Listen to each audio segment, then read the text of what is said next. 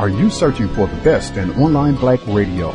Then go to blacktalkradionetwork.com, helping you filter through the noise. Real talk, black talk.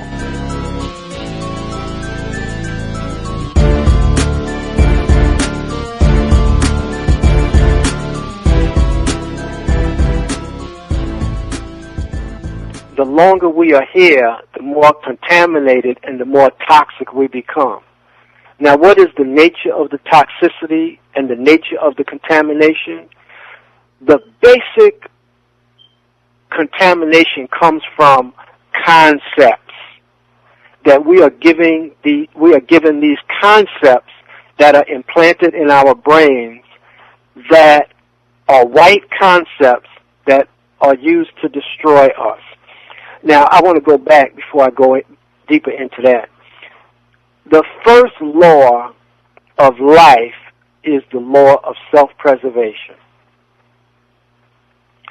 And our self-preservation button for a vast majority of our people is in the off position. Meaning this, that when you are in, or when a person is in an environment that is dangerous or unsuitable, the person must adapt to the environment or die. There's a great article that I posted on a BB Tumi Casa, and I have to go back and try to find it. It might have been Yellowstone Park, but don't quote me on that. What the forestry did was to remove wolves from that environment for like 3 generations. And I think it was the elk were in there, or deer, or something were grazing in this park, and they were grazing for 3 generations, never threatened. The forestry decided to reintroduce the wolves back into the environment, and the wolves, being the animals they are, approached these deer or these elk, and the deer or elk just looked up at them and never ran. That's amazing, because the older elk and deer knew that the wolves would hunt them and kill them. So imagine yourself being a wolf and you're approaching this deer and the deer's not running. You say, oh my goodness, right, this is a great meal for me. And this is what happened. And the wolves ravished the elk and the deer and destroyed them, because the elk and the deer, their self-preservation button had been shut off, and they were not able to recognize danger. So either we adjust to the environment or we die. Context of White Supremacy. Justice Gus T Renegade in for another broadcast, hopefully to share constructive information on the system of white supremacy. Today's date, Sunday, November 24th, 2013. So I have been told. We should be back tomorrow evening. Thought it was just going to be one guest, but now it looks like it might be multiple. The person I invited, she's a black female. She resides in California. And she just did a documentary film on Orange County specifically, and we have talked about Orange County in California before. Just, I think, about a year ago this time, we had a racist suspect, white man, on the program, and we were talking about there was a white family who was there, who had been terrorized. They had acid pellets, were being shot at their home. Their child, he was going to and from school, and white people were riding by, terrorizing him, calling him a nigger, and all these other acts, and it got so bad, and they got no help. Nobody did anything to try to stop this ongoing white terrorism, and so it got so bad that they just left. They sold the house and moved elsewhere. And in this same area, they said it was not just this one incident, that it was piles of incidents of black people being terrorized by whites and nothing being done about it. Khalid Flimban, I think, was the other, was a young black male who was found hanging to death in a park in Orange County, and they just said, oh, it's suicide. Moving forward, nothing to see here. We were talking about a lot of those incidents this time last year. This black female, she did a documentary film on racism in Orange County specifically, and she went around, she got a lot of different black people and non-white people, period, who reside and or work in Orange County to talk about racism, talk about their experience living there, problems that they've had. It's pretty interesting. You can check it out. I'm going to put the link on my Facebook page so people can watch it. It's on YouTube. But she should be here. In addition to several of the folks who are in the documentary, they should be joining us as well, which is quite timely, seeing as the recent incident that happened at San Jose State just the past couple weeks, even though that's not in Orange County, it's still in California, where the black student who was also being terrorized by his white roommates, where they put a bike lock around his neck and were calling him nigger and all the other tacky things that they were doing. But just to get their thoughts on that, what's going on with the film, and just sharing, updating information should be good. So that'll be tomorrow, same broadcast time, 8 p.m. Eastern, 5 p.m. Pacific. The voice you heard at the beginning, the audio segment, Dr. Kamau Kambon. You can visit his website, KamauKambon.com. KamauKambon.com. He's been on the program many times. You can visit the website and you can get his books, reading material at abibitumikasa.com. All of the books that he has written that are in ebook format, you can go to abibitumikasa.com and get his material there. It's linked if you go to KamauKambon.com. I know that is a difficult one to spell, but his name is much easier, KamauKambon.com, and definitely invest and support his counter-racist effort as well. But I was speaking with him, and he always has great reading material. He stays on his assignment and just trying to get as much information as he can. I think our guest might agree with a lot of what he said, as well as his suggestion that we should really make an effort to be diligent, to be reading, to getting life-saving information, and to making sure we're doing all that we can to not be focused on foolishness and psychological junk food, and really getting life-sustaining information that is going to help us to finally and permanently solve this problem, white people. But I was speaking with him about a week ago, maybe a little longer than that, earlier this month, and he said, you know, this guy wrote a great book. You should get him on the program. The book is great. He gave me a link so I could hear some of the audio conversations where he'd done a previous interview. Contacted him. He was gracious enough to not only agree to visit with us this evening, but to send me a copy of his book as well. The book we are going to discuss, Genocide by Any Other Name, is Still Genocide. Lots of great information, all about the system of racism, white supremacy. He has a first-degree black belt in Taekwondo. He's worked as a milieu therapist. It will be really great to get some of his thoughts on substance abuse, particularly when we've been talking a lot about legalization of cannabis. Really looking forward to discussing the book and hearing some of his views on what we can do to solve the problem of racism, white supremacy. Also has been worked diligently with the African World Research Institute in Chicago, Illinois. Pleasure to have him on the broadcast, joining us live this evening. Our guest, Mr. Nkosi Mundari. Mr. Mundari, are you with us, sir? Yes, sir. Good evening. Good evening to you, sir. Thank you so much for sharing a bit of your Sunday evening with us. I hope it is a constructive investment of your time. For our listeners, this might be their first time hearing about your book, hearing about your work. To get started, any information about who you are and what you do that you think would be helpful for our listeners to know before we get started, if you could share that, that would be great. Okay, great. Let me begin by saying thank you very much for this opportunity to share my work. Again, my name is Nkosi Mundari. I am a product of the city of Chicago, born and raised here.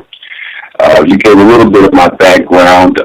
Education-wise, I have a master's degree in psychology.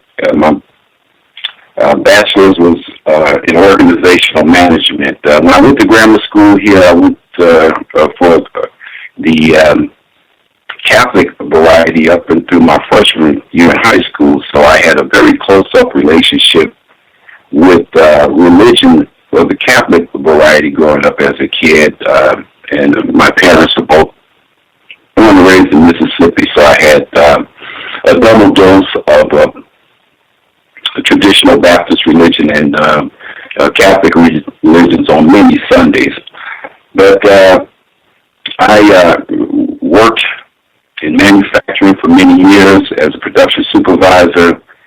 Eventually, after I got the master's degree, I did some counseling work working with some of our adolescent boys, which is much needed. But the work I did 22 years as a production supervisor had it the advantage, besides the fact that I learned to speak Spanish while I was there, but I had the added advantage of having some very technical, formal training in problem solving. So I got in tune with my own experiences, but through my job also with the importance of problem solving and the importance of a root cause analysis.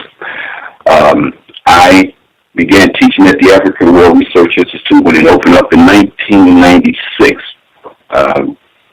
We've been there for about 17 years now, and I worked as the assistant director and Sabai or instructor there for 7 years. And the African World Research Institute, as you alluded to and mentioned earlier, is one of those institutions that I feel is doing the necessary work of teaching and re-educating from a spiritual perspective and from a nationalistic or an understanding of how nations function. Social anatomy is what we refer to it as. But my purpose, brother, for writing this book, what inspired me to write the book was really a genuine love for self and kind, and it was really this love for self and kind that compelled me to arm myself with some very confirmable, verifiable information, and then to sound the alarm, if you will, that we are heading down a very dangerous path of death and destruction, and I'm simply adding my voice to the chorus of others from amongst us, past and present, who have tried to raise the consciousness of our people. The book is being presented as a problem-solving, critical thinking, root cause analysis, and any effort that is not root cause is a waste of very precious time, energy, and resources. You have a question? I was going to respond. I just wanted to clear up. Are you saying work cause, or am I just want to make sure what I'm hearing? Word is root cause. R-O-O-T, root cause analysis. Getting at the root of the problem. Outstanding. This is where, did you get that? Yes, sir. I didn't mean to interrupt you. If you had more, go right ahead. Good. Okay. The problem where I see it, and this is where things get sticky for my people, is that identifying the problem of any problem is 50% of your problem-solving equation. I mean, you are halfway home to solving your problem just by identifying the problem. And sadly for my people, this is a major stumbling block for us because many of us still argue and debate whether genocide for African people is real. And as I stated in the book, brother, I am simply stating the obvious. And there's a reason why an African person, especially an African man or male, would take the position that there is no genocide, and we'll address that as we go. But to finish my point on problem solving, we have to remember this. No problem-solving equation is ever successful when the thinking used to create the problem is the same thinking used to solve the problem. A thinking renaissance or revolution must take place, a mind overhaul, if you will. one of my favorite quotes from Marcus Garvey is this one. And he said, "Those of us who have developed the mind scientifically are compelled by duty to go amongst the millions of unthinking masses and convince them of the seriousness of the age in which we live." This quote tells us clearly that our approach to this problem solving has to be a scientific approach. It has to be a nature-backed approach. And the African World Research Institute is on that level, and that approach through that institution is a science-based, nature-backed response. One of the most disheartening things for me right now is our near-zero response to a very obvious and overt attack on the African people. Now the question becomes, what's behind this near-zero response? I mean, what would explain the behavior? There are two things: enemy fear and self-hatred. Those are the two things at the root cause that immobilize our people and keep us from moving forward. It is enemy fear. It is institutionalized cowardice that is the fuel that drives the engine of genocide. And it is only the reemergence of African fortitude, that melanated inner strength, the genius that makes you African, that will ever reverse it, stall that engine, if you will. You see, enemy fear and self-hatred are expressed through our African people, and I mean globally when I speak of that, are expressed through our continued embracing, promoting, and practicing of European-centered institutions and not African-centered institutions. Another reason why the African World Research Institute and other institutions and organizations who are on that level are of critical importance. I refer to these European institutions, specifically four of them, as the Big Four: politics, economics, European education, and their religions, whether it be Islam, Christianity, or Judaism. Dr. Bobby Wright, and I'm going to quote Dr. Bobby Wright, he said this, he said, "In a racist social system," he said, "all of the institutions in that system reflect, protect, and sustain all of the values that are consistent with racism." He also said that all of these institutions serve to perpetuate. This is focusing on these institutions and their importance. He said all of these institutions serve to perpetuate the racist social theory or the racist thinking of those who created the system.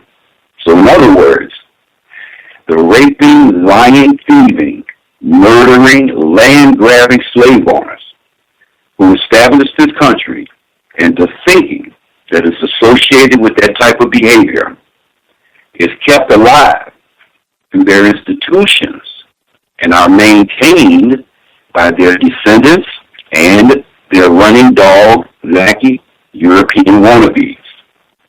Dr. Bobby Wright also said that blacks cannot continue, and this is another trap that we fall into.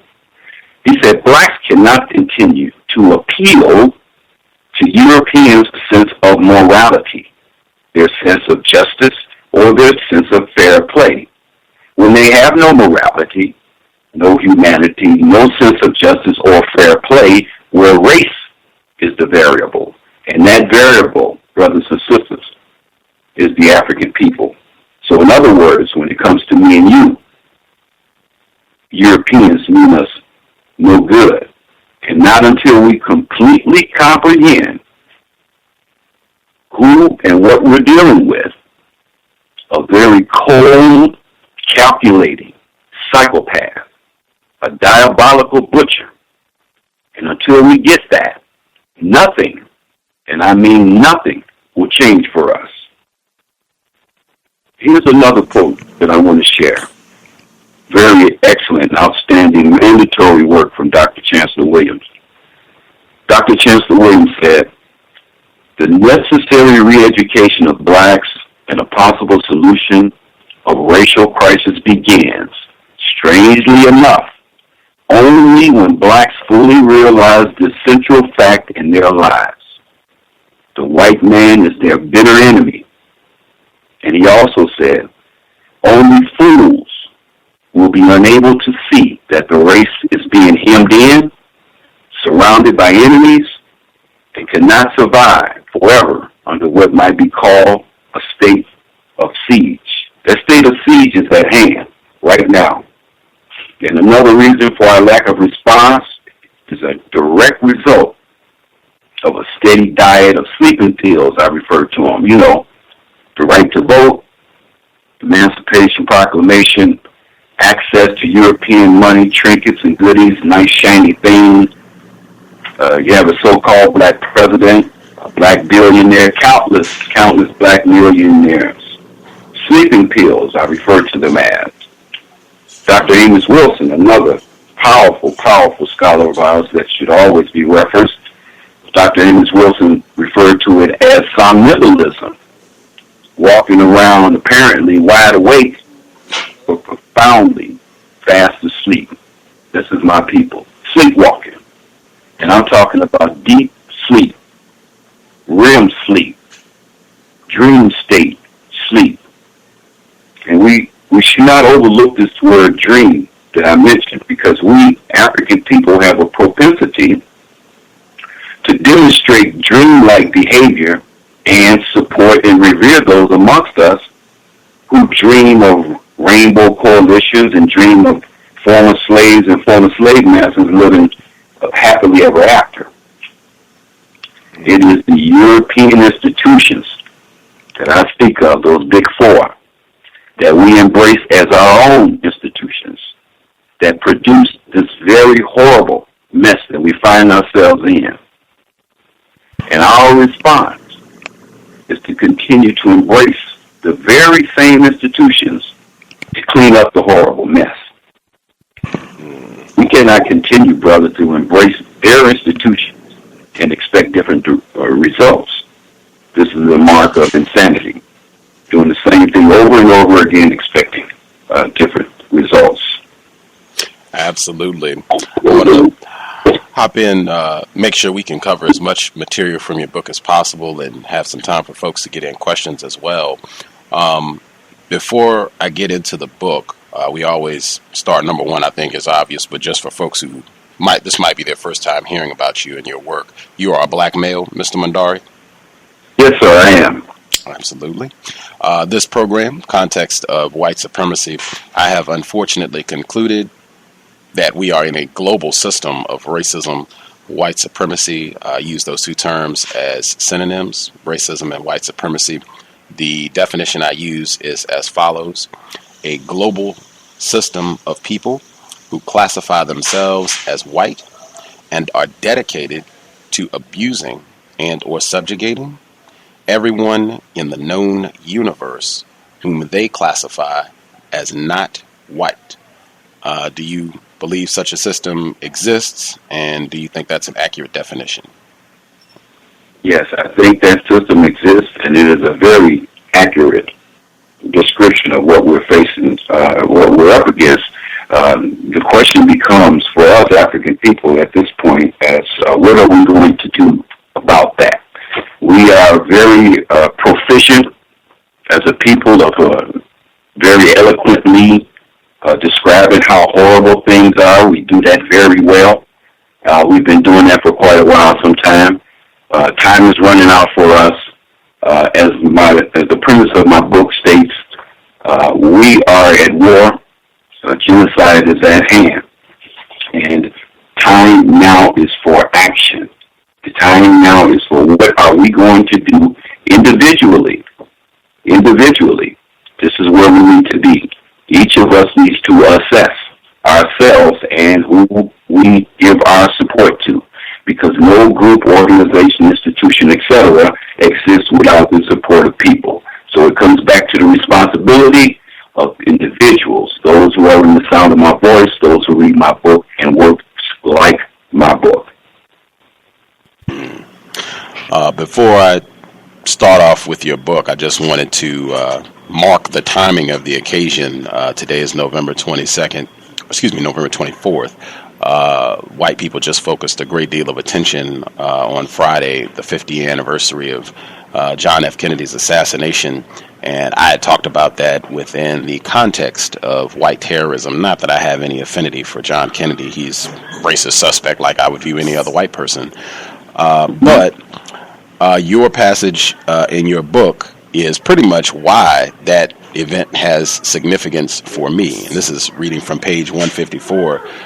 You said that for those of us who think Europeans are benevolent, humanistic people, consider this: a former president of the United States by the name of John F. Kennedy was assassinated on national TV in front of everyone, and he was rich. He was a rich, wealthy European male. If a wealthy white male can be assassinated on national TV in front of everyone because he did not toe the line where the powers that be are concerned, you can rest assured that you and I, brothers and sisters, don't stand a chance with these people. And that is the exact sentiment that I had when I first learned about his assassination as a child. I wasn't alive when it happened, but when I learned about it and saw the video as a child, those were the exact thoughts that went through my mind. Man, if they did this to this white man who was president, my God, what are they going to do to me as a black person? Like, man, it just, for me, magnifies the immense injustice and, as you talked about, barbarism of the people that we're dealing with, our enemies, whites, marking the occasion, 50th anniversary. Your book, Genocide by Any Other Name, is Still Genocide. Just so we can be clear, I know a lot of people have different definitions that they use for genocide. What do you mean when you use the term genocide? Well, genocide is the deliberate and systematic targeting and extermination of a specific race of people based on race, sex, religion, etc., those things. But bottom line is, and this is where we need to be clear on this, when we talk about genocide, we're not talking about fratricide. And I kind of mentioned this in the book for clarity's sake also, so that we are clear that when we speak of genocide, we're talking about one race of people have targeted another race of people, not their own kind, for extermination. And fratricide, for clarity's sake, is brother killing brother, which is what we see a lot of on the streets here and across the planet, really, is the violence that we exact on each other. Absolutely.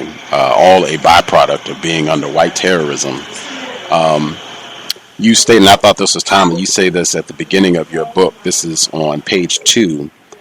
And this is also timely given that we are right in the terror season for whites, where a lot of their big days are coming up, where they are going to be encouraging us to go out and waste a lot of time, energy, currency.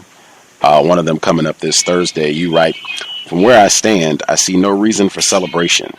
The ancestors said, do not celebrate that which has not come to pass. What I'm talking about is the kind of action that exacts real change, the supporting of institutions that stand on a solid platform of freedom and independence without compromise. African people also contribute to the genocidal process by way of the following. Remember this: defense of the species is equal to defense of its young." You talk, in fact, I want to make sure I should have included this first paragraph as well. This is right above what I just read. If you have a mustard seed of genuine love for yourself, those who look like you, and those yet unborn, you will seriously analyze and internalize this information and corroborating information and get into action. And I'm not talking about the time-wasting efforts that many of us engage in by celebrating events such as Kwanzaa, Black History Month, or African Liberation Day, for example, that have little to no effect on serious change. And I think that's something that you talk about a lot. As I said with Dr. Kambon, he talks about that a lot as well about being serious with the way that we use our time, energy, currency, particularly black people being in the state that we are in serious jeopardy, really making sure that we're not doing things that are of no constructive value, not participating in these silly horror days, as Dr. Kambon calls them, or even you even list some of the things that black people pick to celebrate that you say, hey, this is really not solving the problem that we have dealing with whites. Can you address that a bit? Well, one of the things that I need to really harp on is the supporting of black institutions, and I mean we need to get specific as individuals on which institutions, organization, groups, and people that we support. In order to change the mindset of our people, which is our number one target, is to change the way that we think, we need to have institutions, just like there were institutions that taught us to be the kind of people and think the way that we are right now. We need to supplant that with African-centered institutions. Once again, like the African World Research Institute, that addresses those issues specifically. Marcus Garvey said that if Africa is to be free, he said if Africa is to be free, it will only be if African people free themselves mentally, spiritually, and politically. And I contend that if we free ourselves mentally, that the spiritual and political will fall. So our quest right now is to re-educate. So we need to direct ourselves and our people and those who are serious about this cause to institutions and groups that stand specifically on an unshakable ground of freedom and independence without compromise, and, this is important too, and the rebuilding of our own modern and independent civilizations and culture. This is the mission statement, the war cry, if you will, that any serious organization or institute should be standing on and working from. A visible mission statement with that information on it. When you walk into the information group, institution, whatever, you should see that mission statement in action. And if it is not followed in action, and you're not working to advance and empower us to freedom and independence, then you pull your support. We now give our support to million marches. We just did the thing in Washington with Martin. Those are black brothers and sisters who gave their power to a time-wasting effort, and that is because their thinking has been destroyed over centuries of inundation with this enemy of ours. So the focus and the drive really has to be to support these institutions that are in place that are working for freedom and independence, because we only have two choices. One is liberation, and the other is liquidation. There's no gray areas. There's no fence straddling with this. We either work for freedom and independence, or we sign our death warrant and we call ourselves out of here. Absolutely. I think we even had one of our listeners dialed in and said, I think he had a relative, it might have just been a friend, but I think he said it could have been a relative who attended the anniversary of the March on Washington this summer, and he was so disappointed with the festivities that he said he was leaving the country after he came back. And that, I think, exactly as you said in the book, I think our situation is so dire that we really need to be about what is actually going to solve problems when we go about investing time, money, energy. I think even Dr. Kambon talked about that, the amount of money that people spent when they were attending the march back in August, money that was given to whites for buses, planes, gas, hotel expenses, all of that money that could be going to many other things to help black people and put us in a better position, all for this. And what was the end result? What problems were solved? How did this improve things for black people? And I still haven't got an answer to that. You're right. This is on page 35, and I believe this is a quote from Samuel F. Yates, his book, The Choice, which is fantastic. We talked about that book on the program before. Actually, you start out, this is on page, this is not from Samuel F. Yet, although that is fantastic. This is a quote on Diffusing the Population Bomb by Michael E. Indres. This is, you start on page 34. This goes over a little bit to page 35. You write, Okay. Conditions opposite to those in developed societies prevail generally in the underdeveloped world. Their high levels of population growth tax productive capacities to the very limit. The underdeveloped countries' high levels of population growth do not affect themselves alone. The conditions which are aggravated by growing populations affront the consciences of the developed countries and impinge upon their self-interest. There is really no doubt that birth control programs must play an important role if fertility levels are to be radically reduced in underdeveloped societies. However, family planning alone, or even in dominant emphasis, is not likely to solve the problem of population explosion. Surely, an imaginative and forward-looking approach to the population control must be able to detach itself from rhetorical condemnations of the bad guys of the past to eschew the comfort and convenience of conceiving of population problems in simplistic, moralistic terms. History amply demonstrates the supremacy of events over ideology. Whatever methods of population control are adopted, they ought to be essentially voluntary. There ought to be no coercion of the individual's choice so as to deprive him or her of generally accepted rights. End quote.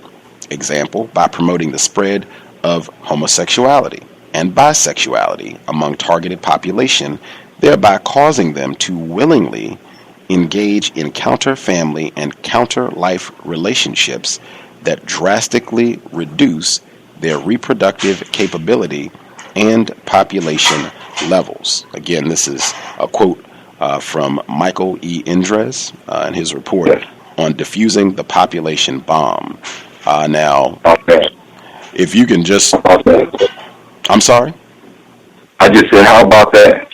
How about that? Exactly. And I guess this, what you quoted from, he's talking about so-called underdeveloped portions of the globe, but where I think people would be thinking maybe the continent and perhaps even some other areas, like maybe even the Philippines, even prior to the typhoon coming through.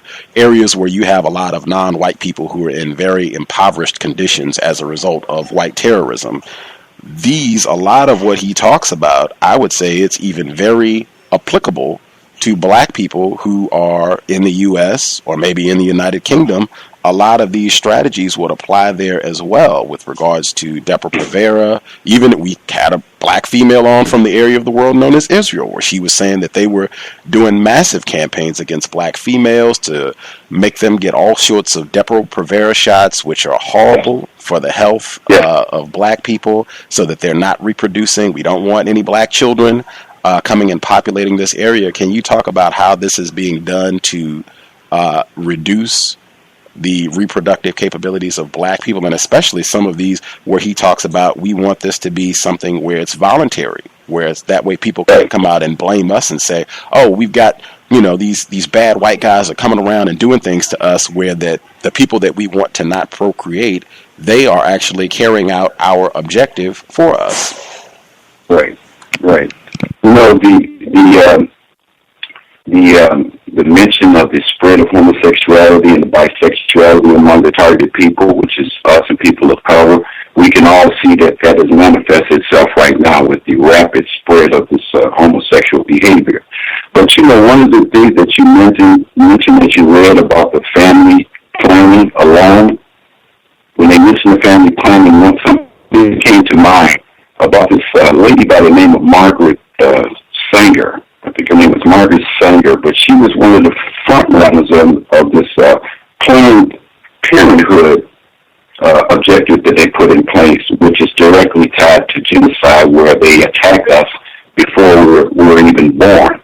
So they attack us on so many levels, but with the birth control, this Planned Parenthood, etc., they attack us before we get here while we and while we are here. But the point that I want to make, this is something that I have run across. One of the tactics that they used, and it's still in effect right now, is the use of the Negro preacher.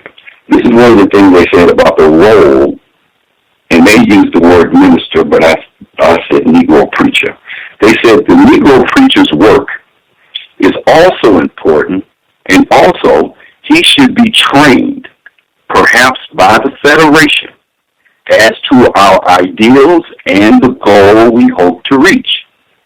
We do not want word to go out that we want to exterminate the Negro population. And the Negro preacher is the person who can straighten out that idea if it ever occurs to any of their more rebellious members.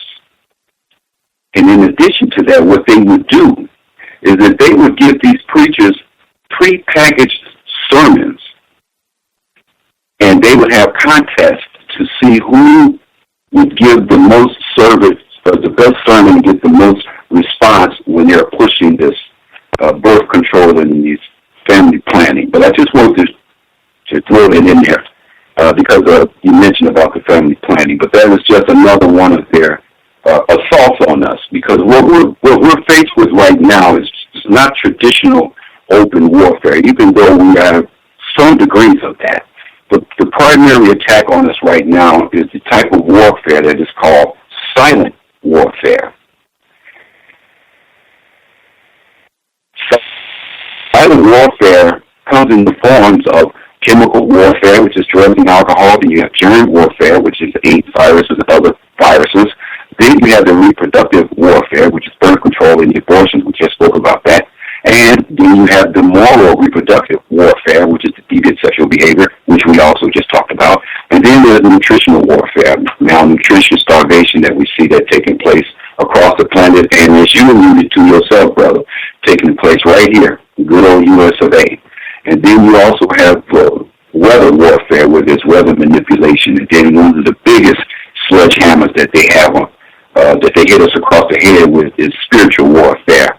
And these religions that we embrace as our own. And again, I need to be clear on this. When I say European religions, I'm speaking of Christianity, Islam, and Judaism, all three of those. You referenced Brother Samuel and the wonderful quote from the brother out of his book called The Choice. And that book was reviewed by Dr. Bobby Ray. And Dr. Bobby Ray has said that these words were worth the price of the book alone, and I must agree these are some powerful words. He said we have two choices. One is liberation, the second is liquidation. He said right now what we have is pacification. Pacification does not mean liberation, and pacification does not stop liquidation. That's powerful.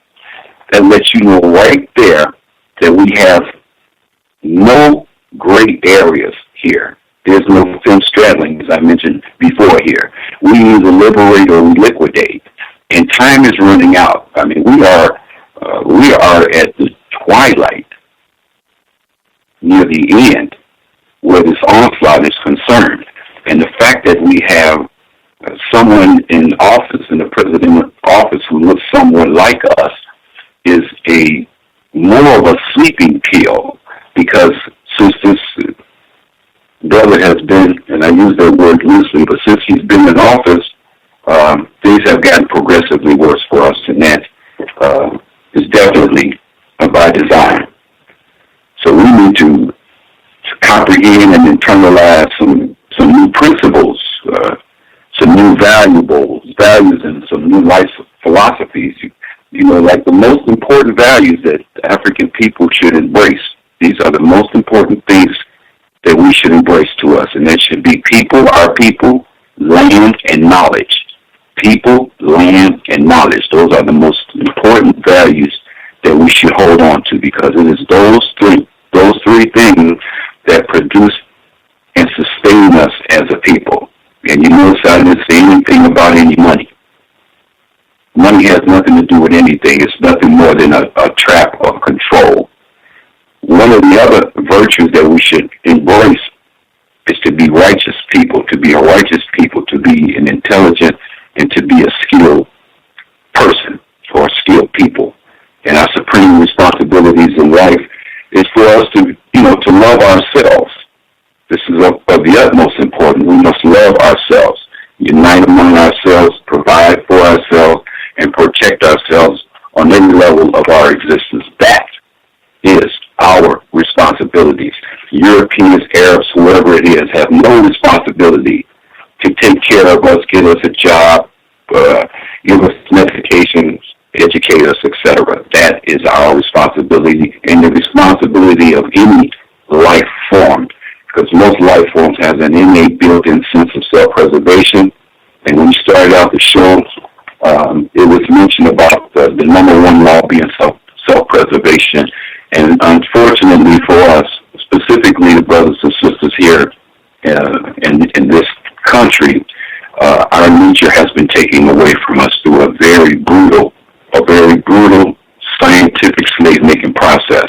And that very brutal scientific slave-making process is directly, and I mean it's like a straight arrow, tied to how we act, behave, think, and believe today. There is no separation there. If you want to know why we act the way we act, all you have to do is go back and study what happened to us. And the division that was instilled in us and the self-hatred that was instilled in us that you see to this very day, that we still do not embrace our Africanness. We still embrace Europeanness in thought, behavior, appearance, and belief. We still carry their names proudly. We wear their clothes, eat their food, celebrate their holidays, and worship their gods, vote in their political systems, and embrace their misnomered educational system, which is nothing more than a training system that trains you to be a good member in their society, doing work to advance and empower them and their society. We are not taught. Absolutely. Which is what education really is. We're not taught to be problem solvers. And this is where our own institutions come into place. We are taught the important things of survival. And the most important thing in the survival process is to be able to solve problems. Absolutely. Before I moved on to one of the next topics in your book, again, genocide by any other name is still genocide. Just to go back with the population control aspect, depopulating, drastically reducing the numbers of individuals, black people worldwide. I have been here. I think anyone, if you check the news, if you read the paper, or if you watch news on television, listen to talk radio programs, I hear white people all the time talking about in vitro fertilization and freezing eggs, sperm, both, doing everything that they can to increase white population numbers worldwide. The birth dearth, we talked about that with Ben Wattenberg, and the complaints. I mean, you see this worldwide, white people in Europe, white people here, and saying, oh my gosh, we don't have enough white people. We don't have enough white people. Our numbers are dropping. This is a serious problem. We need to do all that we can. One of our guests, Dr. Niana Rasayan, he talks about how they have all these promotions out to get white people to donate sperm, so that they can get more of these white babies. We got to have more white babies. Got to have more of them. And Dr. Welsing, she even tied that to this push that we're seeing in this area of the world by a significant number of white people. They're trying to cut back on abortions even. And she's saying that this is directly tied to, we got to have more white people, got to have more white people, got to have more white people. And at the same time that this is going on, you don't see where black people are, or on the continent of Africa, you don't see white people running there and saying, hey, we got these new in vitro fertilization techniques. Want to make sure that you're able to have children. We got the latest prenatal care models to make sure that you have a healthy pregnancy and that your child is healthy and the mom is healthy and everything is great. Don't see any of that at all with black people. It's always sterilization, condoms, you're having too many children, Reduce the number of children with white. It is the exact opposite when you see populations of white people. And when you hear, even we had a sound clip, this was on WBAI in New York, they were talking about population control. And when they started rattling off areas that they felt were a problem, it's too many non-white people, it's too many people. It was all non-white areas, most of them on the continent of Africa. It was never, there's a population problem and we got to go to Australia. We got to go to France. We got to go to Germany. It's too many people and we got to start dropping Germans. Bang, you all are going to be on a sterilization program. We can't have any more Germans. We can't have any more French. It's always directed at dark people. Can you give a comment on that as well before we move forward? Sure, what you just laid out there is a people who have a recessive gene that are in a power position, using their power to try and expound on their numbers because they understand that they have a weakness in that area. But at the same time, you target those who do have a superior position where genetics are concerned. Because you're in a position to do so, you can also do in vitro fertilization and have multiple births. So it is a matter of power. They have power to do the vitro fertilizations and have multiple babies. They have the power and the technology to do that. And at the same time, they have the power and technology to exterminate those of non-European background for elimination. So you just laid out the power scenario there. That's what you just laid out, the power scenario, and their understanding that they have the weaker gene. I want to share something here. One of the important things when I talk about self-assessment and us looking at ourselves and where we should put our support and who we give our power to is one of the things that we have to do as a people, as individuals, I should say, is become open-minded. Because it is an open mind that allows the free flow of information to be objectively analyzed by the African people to assess whether it's of value or not. We must always be open to new ideas and information, even if it threatens your current belief system, which we tie to our identity, which is why my people specifically get upset when you say some facts about their religion. But my people, we fear change. And we fear the challenging of that belief system that I just talked about, which results in perceived insult or apprehension. So the conversations usually don't go too far. But to be proven wrong, brother, it should be celebrated and not erroneously associated with failure, because it allows you to elevate to a new level of understanding, furthering your awareness. And presently, we are blindly and thoughtlessly conditioned to uphold the status quo. And we act as a self-appointed guardian and control each other by ostracizing those amongst us who step outside of the norm.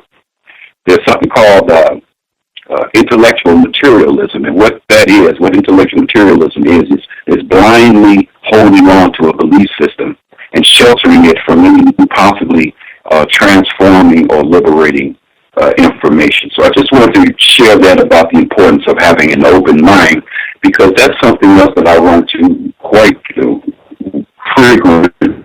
Me as brothers and sisters that don't even have the open mind to assess the information, to analyze, to assess the information to see if it is of value or not. They don't even look at the information because the mind is closed. And many of them won't even cop to the fact that they're closed-minded. They'll say, I'm open-minded, but I'm not going to listen or read to that.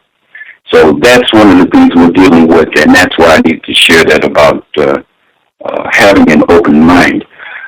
One of the other things was, and I just wanted to touch on negative characteristics as it's related to our people, some of the behaviors that you see us display. One of those is humility and fear.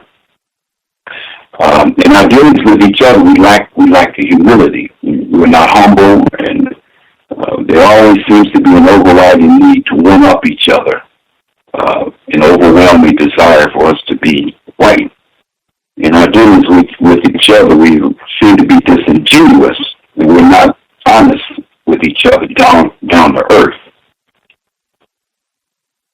And to expound a little bit on the humility part, see, being humble, which is associated with being a genuine and honest person, is an invaluable virtue, which allows the development for a love for correction, which allows, again, positive growth on all levels.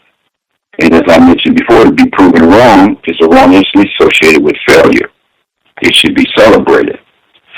Now, can you imagine the megalithic and monumental amount of humility that it would take for someone to admit, after years and decades for some of them, of promoting immigration, promoting Jesus as the answer, all praises due to Allah and that Yahweh is the only way? Can you imagine someone like that humbling themselves and saying, I was wrong?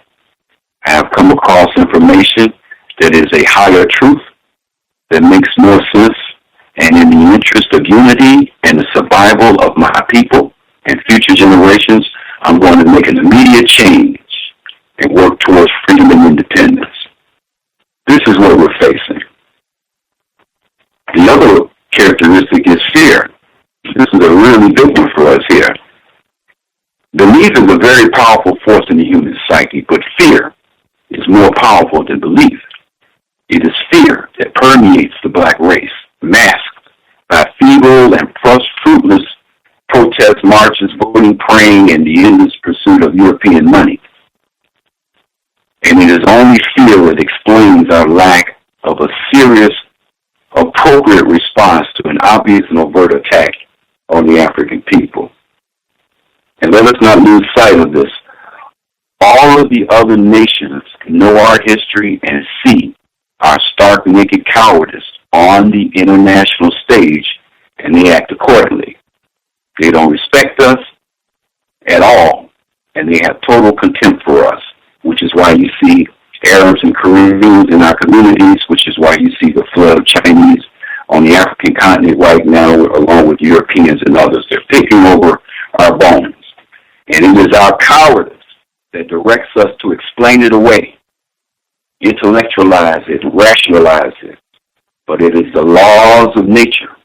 It is universal laws that command a formidable response or a tragic and permanent consequence. Context of White Supremacy. The number to dial, 760-569-7676. And the code is 564-943#.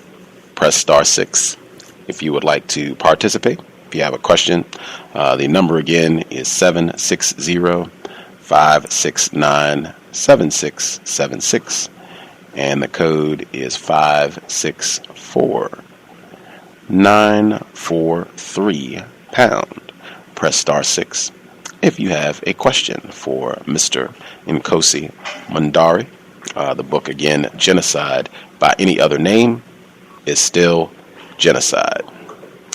On page 128, you talked, as you have talked about before, well, I guess I'll get the call.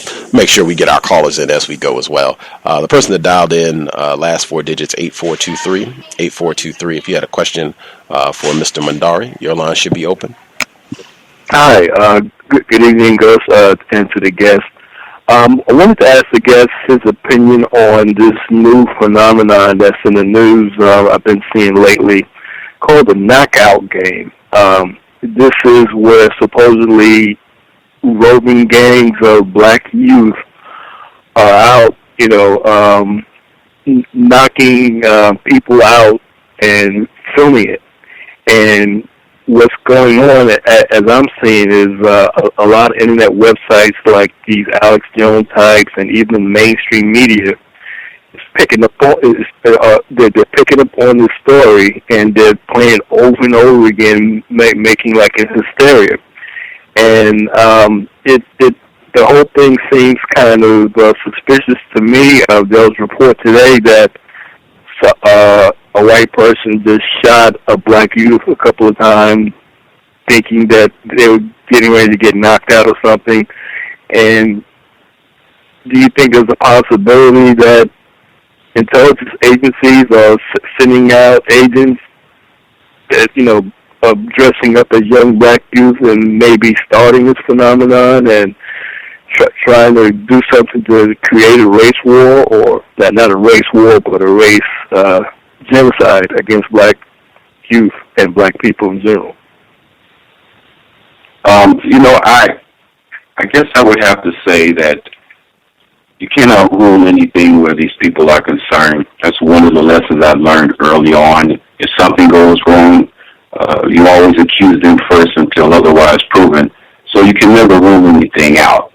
But what we see is a manifestation of frustration on the black youth part, which has everything to do with the disintegrating black family. 80% of black families in this country specifically are headed by a single black female. And with all of the economic pressures and all of the institutions that I talk about that the enemy controls, now they're putting the pressure on. Those families structured that way cannot survive, and they already understand that, because they understand that a strong nation is nothing more than a collection of strong families, and I destroy your family, then I don't have to worry about you.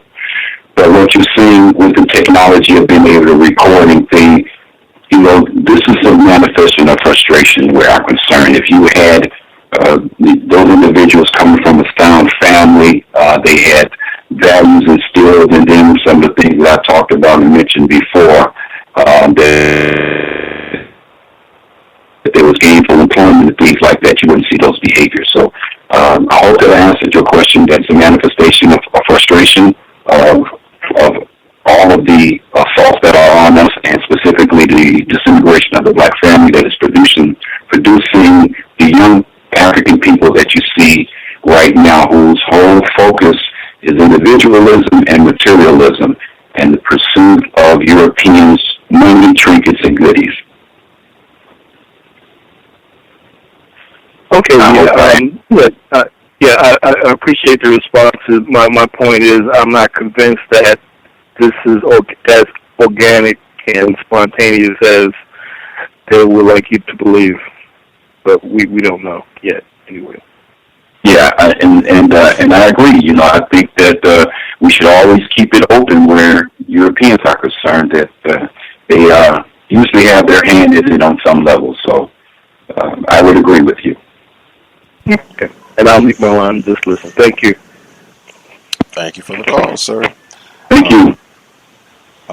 My quick 2 cents to toss in on that. One of our listeners, Bruce Fine, she had commented about that yesterday, and she was saying that I think the epicenter for these so-called knockout games was New York, and she was saying that she thought that this, whether it's organic or not, and I have suspicions, as the listener did, about white people perhaps manipulating this or fabricating these events or what have you, but she was saying that whatever is going on, white people are going to use this as further justification to attack black people, and specifically in New York, since they were just talking about, hey, we got so-called stop. I don't want to even say the term either. I'm in agreement with our call in Alabama. I'm not saying it anymore either, but the police campaign of stop and fool with black people, they were saying, see, we got to have this. See, these Negroes are running wild. They're running crazy. Look at what they're doing. They're going around assaulting upstanding citizens, innocent bystanders, people who are not even doing anything to them. They're just going around and ravaging people, and we got to make sure that we keep this under wraps. We got to have this program. They'll use that to justify that and any other draconian policies to assault and terrorize black people. And I would say that this fits the narrative that we've been hearing for at least about 2 years now, where they've been saying it's flash mobs of black people and that black people are running wild. They've said this after Trayvon Martin, that black people are right. They've been saying this for about 2 years. You got black rioters. Black people are going out to take vengeance for Trayvon Martin. You got black flash mobs that are assaulting white people. Colin Flaherty, the white male that we had on the program earlier this year, who wrote that book, White Girl Bleed a Lot, where he said for about 2 years now, it's just been mobs of black people going out to attack white people. I think they've been stoking this fear, this propaganda, so that white people will feel justified, whether it's Trayvon Martin, whether it's Renisha McBride, Jordan Davis, Jonathan Farrell, whatever. They will feel justified. I think the caller said that it was a black person that just got shot and killed this weekend. They'll feel justified. Anytime you see a black person, shoot them, kill them. Black child, black mom, black father, whatever. They're a threat. They're dangerous. We need to get rid of them. Anything that promotes black life is worthless and should be extinguished at any time. Excellent. White people can use that anytime. So that would just be another reason for me to be suspicious of all this and whether or not black people are really doing this, because I don't think black people have a history of just going out and randomly attacking white people. I'm not aware of that being a part of our history. I could be incorrect. Well, I certainly wouldn't put anything past them, and we should always be suspicious of them. As I mentioned, we should always accuse them first and foremost. But our response should be, given how horrible things are, and again, we can all tell the horror story. So where we are now, because time is running out for us, and we don't have the resources nor the time, so our focus should be on what are we going to do about this power dynamic, because all of the things that they're able to do is from a power position. And because we cannot respond to them because we have no power as of yet. So we need to work and focus on getting the power, which again is where the institutions come into place, because there needs to be a liberation of the thinking, because our thinking has been destroyed again as a result of the very brutal scientific slave-making process. That has not been undone nor addressed. So in order to address it on a global scale, we need institutions. And we need institutions that teach specific information, which I share and allude to in this book. I like to think that I did my homework with this book. It is presented as a root cause, critical thinking, problem-solving work. This is a to-do book. And I dedicated a chapter in this book called The Challenge to some specifics that are very difficult for my people to swallow. It's a very hard truth, but swallow we must, or perish we will. Right on. Where I was going next, I think when you reference what institutions that are focused on black people, solving our problems, liberating us from white terrorism, I would think one of the things that they would be teaching would be African spiritual systems, and you talk about that quite a bit in the book. And I wanted to read a little bit and get you to respond, because you talked about how our continued reliance on white racist spiritual systems, that is a major component of why we have not solved this problem. That even our attempts to turn Jesus into a black person is you, and think in the book you make the example of saying turning Jesus black is about the same as turning Santa Claus as black.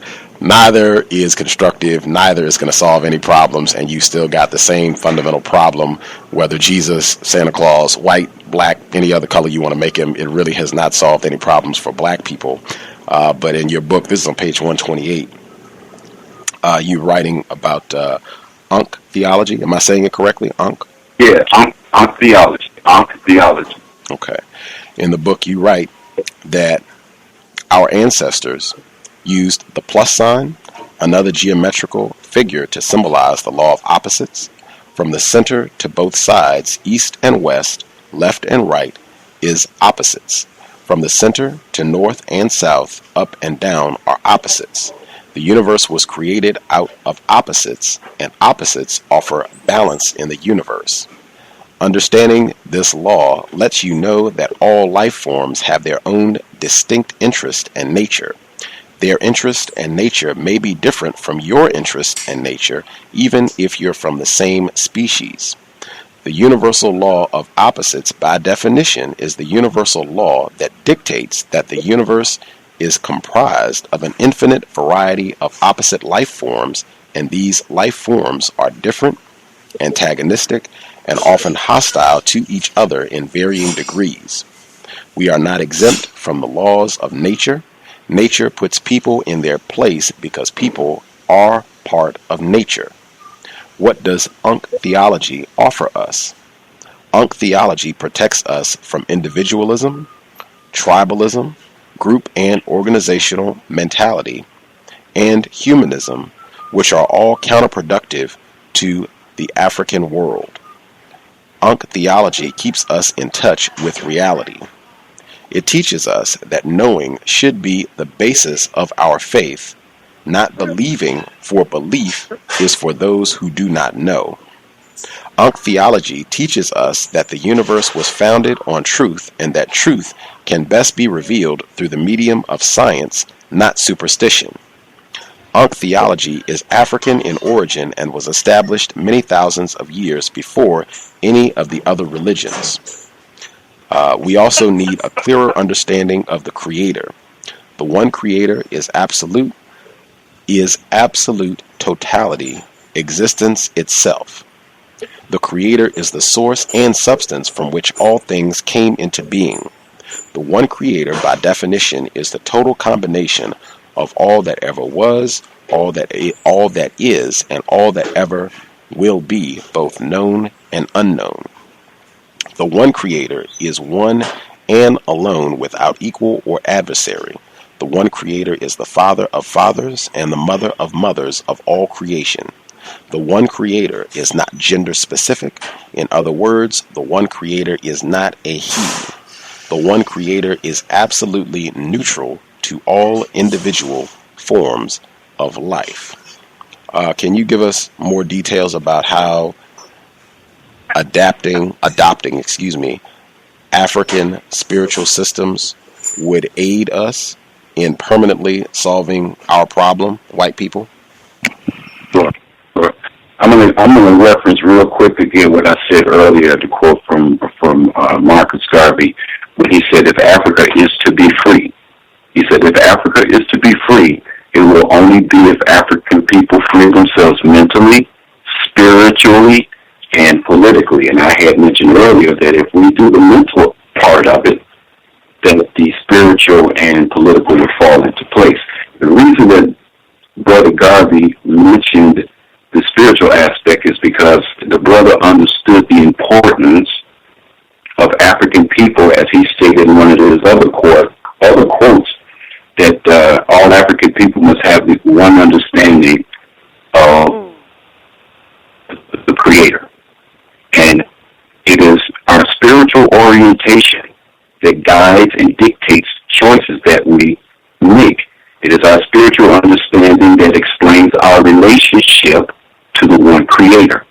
Our spiritual orientation explains our relationships to other life forms in creation. So, bottom line is that your spiritual orientation should prepare you to advance in this lifetime or in this world. But if you are being mis-spiritually orientated, you've been giving a spiritual lesson that ill prepares you for the real world and teaches you that your relationship to the one Creator is a personal relationship and that the one Creator does things for you personally. And it teaches you, if you are misinformed, that you can get along with everybody in all other life forms and that you don't have enemies and things like that. So you have to have the right spiritual orientation to prepare you to live in the real world. Ankh theology offers that. You mentioned as you read that it keeps us in touch with reality.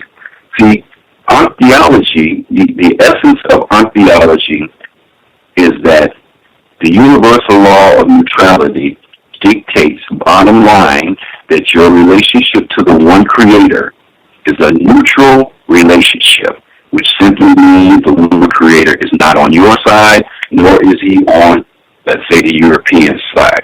And if the one Creator is on your side, then the one Creator at the same time is on the side of the European.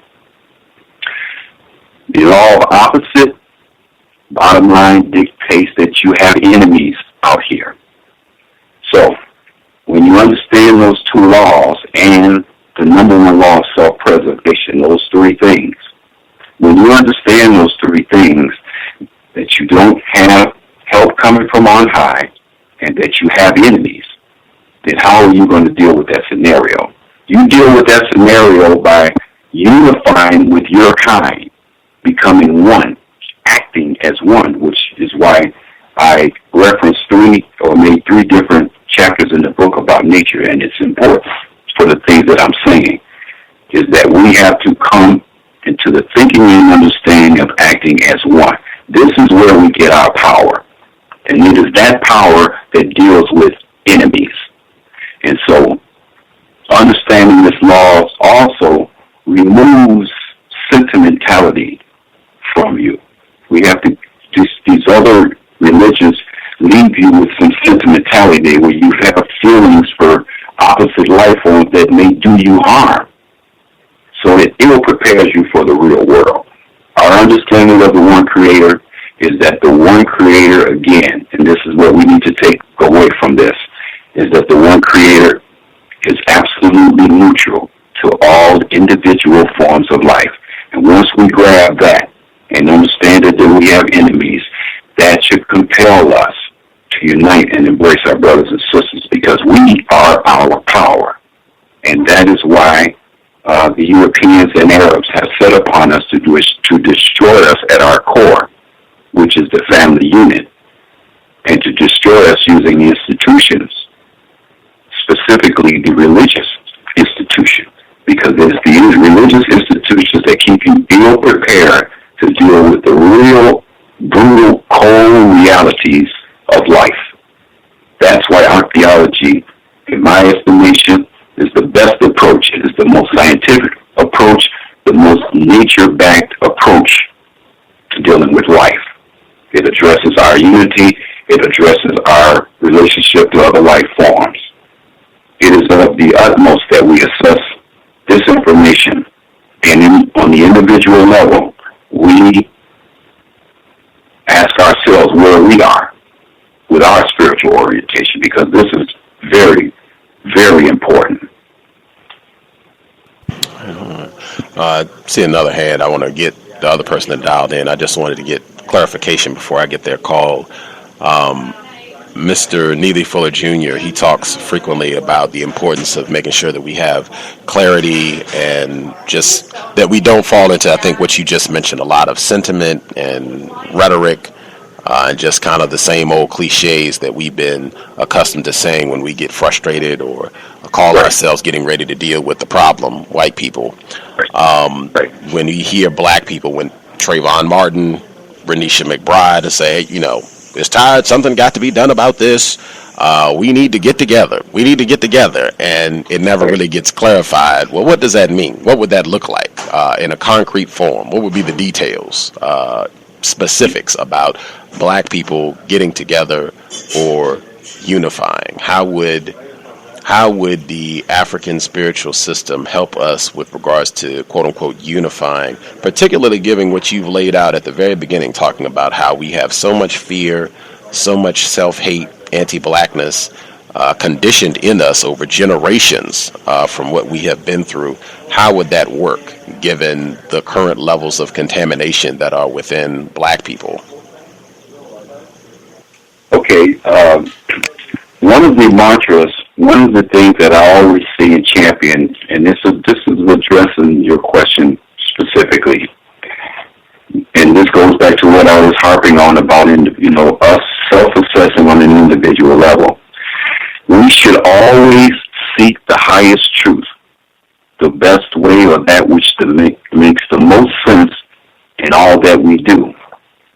That's very important. We should always seek the highest truth.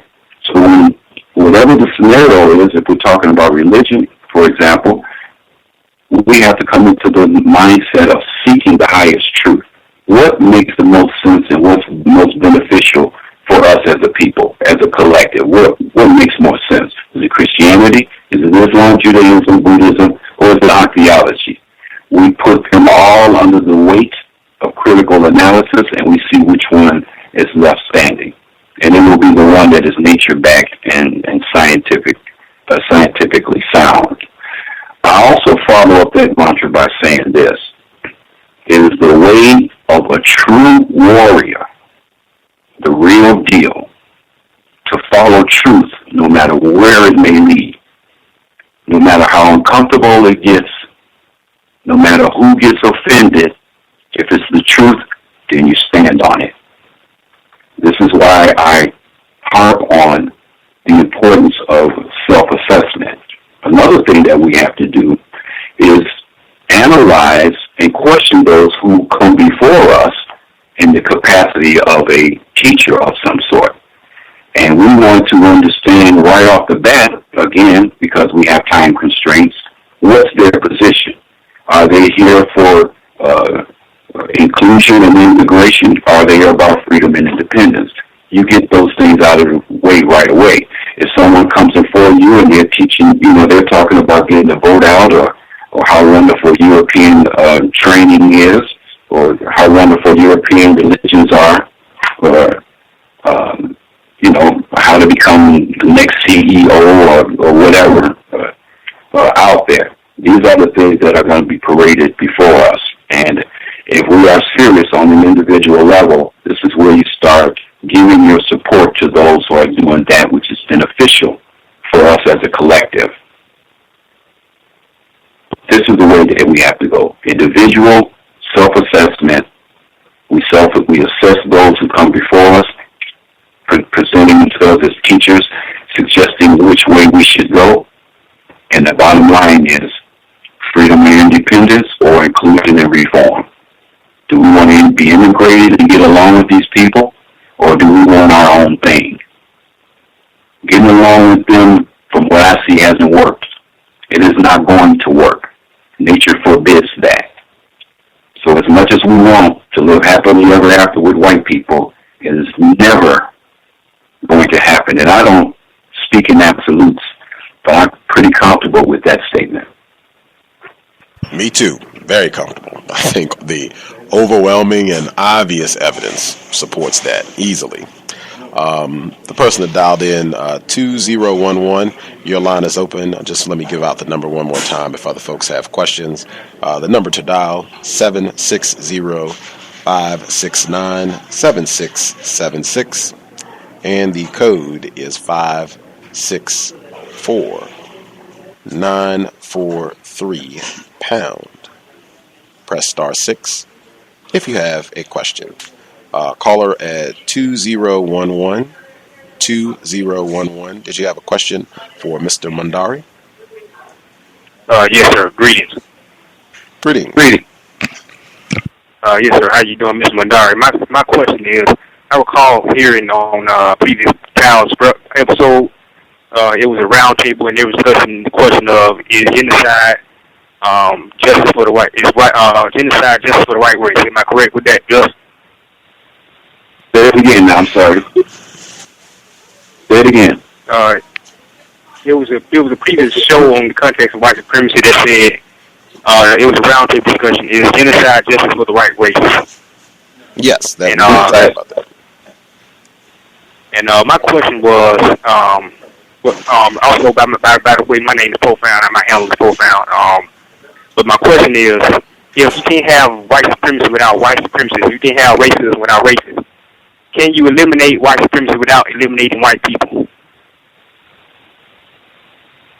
Can you eliminate white racism without eliminating the people itself? Because if white people are not going to stop doing what they're doing. Well, I don't.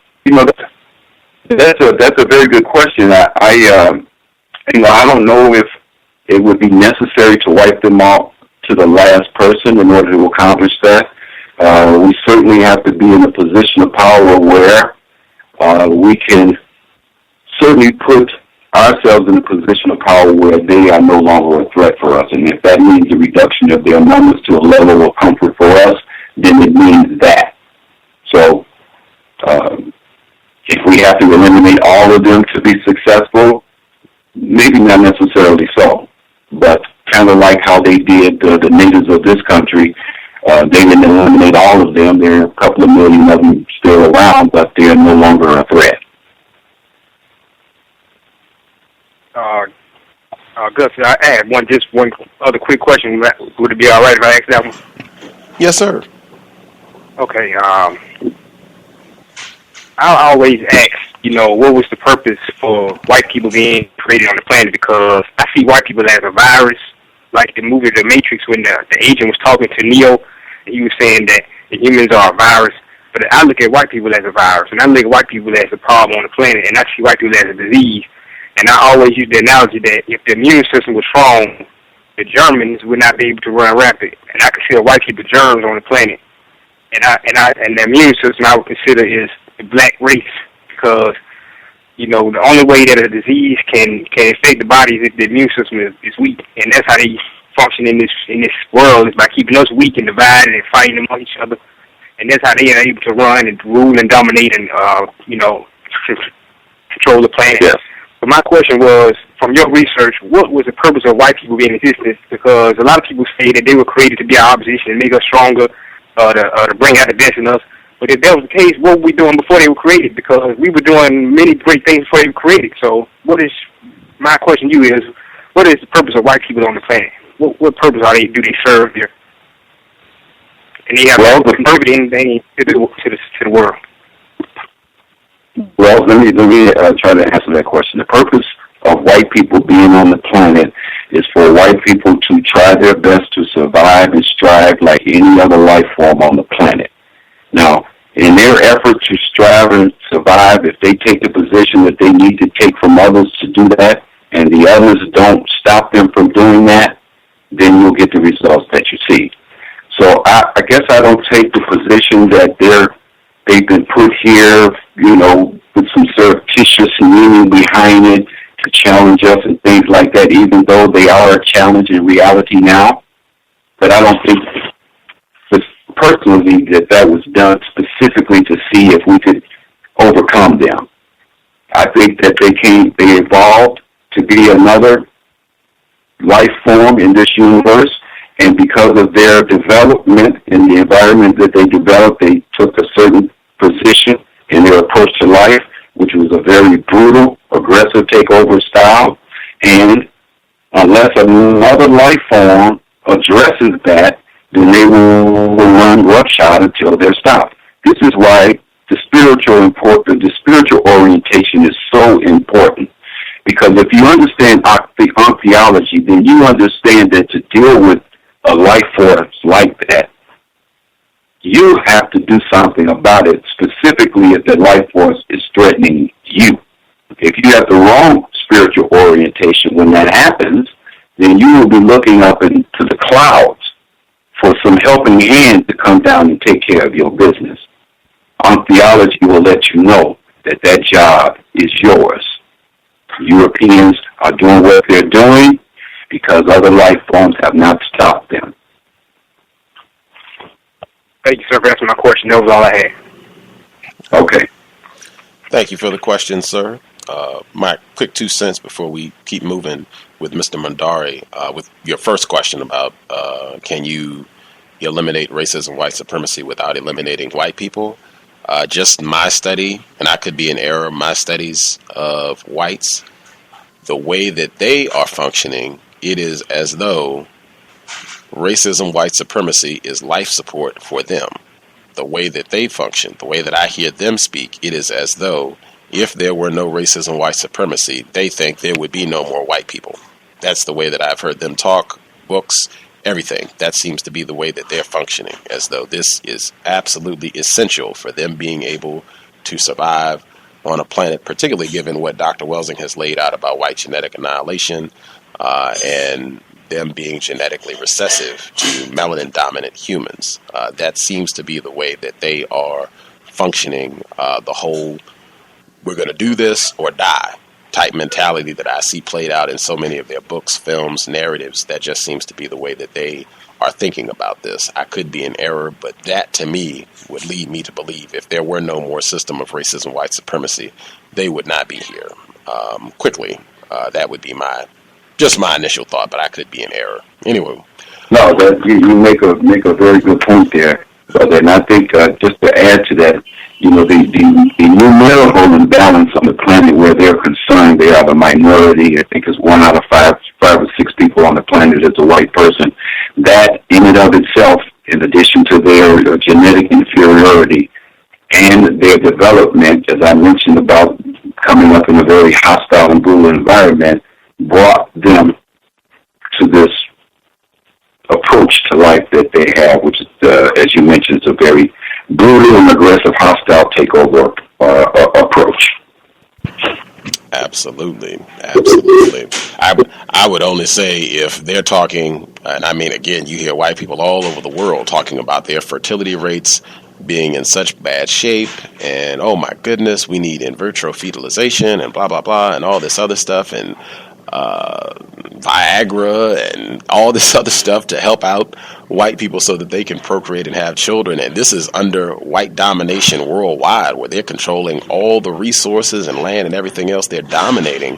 What on earth would they do if that was not the case? If black people were in charge and controlling what was going on the continent, they had control of the land and resources. What would it look like then? I can only imagine it being even worse if that were the case. So that's my thought. That's the general logic that I see about it. But as I said, I could be in error. I had a quick question that's kind of deviating before I get back to the book, just because when you were talking before about how many black people we get confused and thinking that somehow we can reconcile with our white enemies and we can, make up, ride off into the sunset and be done with all this racism and they'll be our friends and we can live together and go to school and all that silliness. Right. The movie Roots is a depiction of that, and I was saying that was, Roots means a lot of things to a lot of people. They're supposed to be redoing it, but the original version, the film, it ends with white people. Some of the white people, at least, have helped the black people who've been enslaved. They helped them to get off the plantation and go off into freedom, and it kind of gives you a little bit of that silliness at the end of the film. And we were talking, I think, a week or maybe 2 weeks ago. Someone had asked, what was the climate, what was the response to Roots when it came out originally in the 70s? And I said, I'm probably not a good person to ask because I wasn't born yet. I'm assuming, I could be in error, that you were born when Roots came out. Yes, do you recall what the response was? Were black people angry? How did white people respond? What was the general response when Roots was originally released in the 1970s? Okay, if I can remember well, what I can remember, the response from black was the typical anger. And then from whites, and I can only assess that through what I saw or heard through the media, was more of a shallow contrition of what had happened, but that's just in some temporary emotional stuff. But for us, like always, our response is with anger. And that is really a predictable response that you're going to get from the people who see themselves being brutalized by someone else. The sad thing is, for me, is that we see something like that, and our response initially is to be upset and angered about it, and then we leave the theater and do nothing about it. We just have that anger for a little while, then we go back to letting them continue to destroy us, and we do nothing about it and see no connection with what happened to us back then and the way that we are now. We see no connection with the tribulations that Kunta Kinte went through to keep his name. He was proud to be an African, and he had to be beat to a point not to say that he was Kunta Kinte anymore, and they made him say Toby. We learned the lessons from why it was so important for the white boy to go to the point of death to make his point that you're not going to have an African name. Why was that so important to the white boy? Then to us, a name is of no significance. But it was of uttermost important to the Europeans and the Arabs. This is the kind of destruction that we're dealing with. We see movies like that. We do nothing about it. They put it right in your face. Yeah, we did this, and because it's a movie, you know that it was 10 times worse than that. And we make no connection that what was done on the level that it was done and the severity that it was done, that it would linger. And it has linger till today, where it was predictable that we would spin on an axis of self-perpetuating division and self-hatred. And it has come to fruition. That's exactly what you see. And it is directly tied to that experience. And until we get to the point that we need to address what happened to us, that they did turn us inside out. They did turn us from proud black Africans into Negroes. Until we get to that, then we won't be addressing our problems. We talked about problem solving and the importance of root cause analysis to your problem solving. That's going to the root. And you can never, ever solve any problem unless you go to its root. Our response is predictably a Band-Aid effect response. It is never a root cause response. It's always Band-Aid, and it's always predictable. Again, our guest, Nkosi Mundari, author of Genocide by Any Other Name is Still Genocide, Context of White Supremacy. You talked, I was really looking forward to this, as many of the other aspects that you talk about in the book. We have talked about many, many times. As you just said, many of us, we are angry about what has happened to us, frustrated, depressed, a lot of emotional responses to what has been done to us, and not having the power to solve this problem, to extricate ourselves from this. We turn to various degrees of escapism. One of the major aspects of escapism, alcohol, drugs, substance abuse. You list in your book, you talk about the time that you worked as a milieu therapist for the Lifeline program at Weiss Hospital, as well as your time from 1990 to 1993 that you worked as a volunteer for the PACE program at Cook County Corrections Facility, which was working with incarcerated males who were suffering from alcohol and drug addiction. We've been talking a lot. I'm in Washington State, which is one of the 2 states that has legalized cannabis. We've been talking about this a lot. Several people have taken the position they feel that legalizing cannabis would be a good thing, and in fact would benefit black people because the drug laws are racist, which I totally agree with, and have been used by whites to lock up thousands, hundreds of thousands of black people for nonviolent drug offenses, many people who need treatment, not incarceration, and that legalizing cannabis would take away at least one of the things that white people use to place tons of black people in greater confinement, that this would be helpful, and just that alone would be a major blow against racism, white supremacy, to keep some black people out of greater confinement. What is your view on legalizing cannabis? Do you think that's something that would be beneficial for black people? Well, I guess in the regard that you just shared, there would be some benefit in minimizing the number of us that are incarcerated for frivolous, non-threatening use of substances like that. I think that the drug issue itself is again part of the silent warfare. I mentioned one of those silent warfare as being chemical warfare. This is a byproduct of that chemical warfare, just like alcohol and any other drugs, but that's a part of the onslaught. If the implementation of a less severe law minimizes the number of us going to jail, especially our young black men, then that part is good. But then what do we do with those young people, those who are incarcerated that are out now and not being locked up?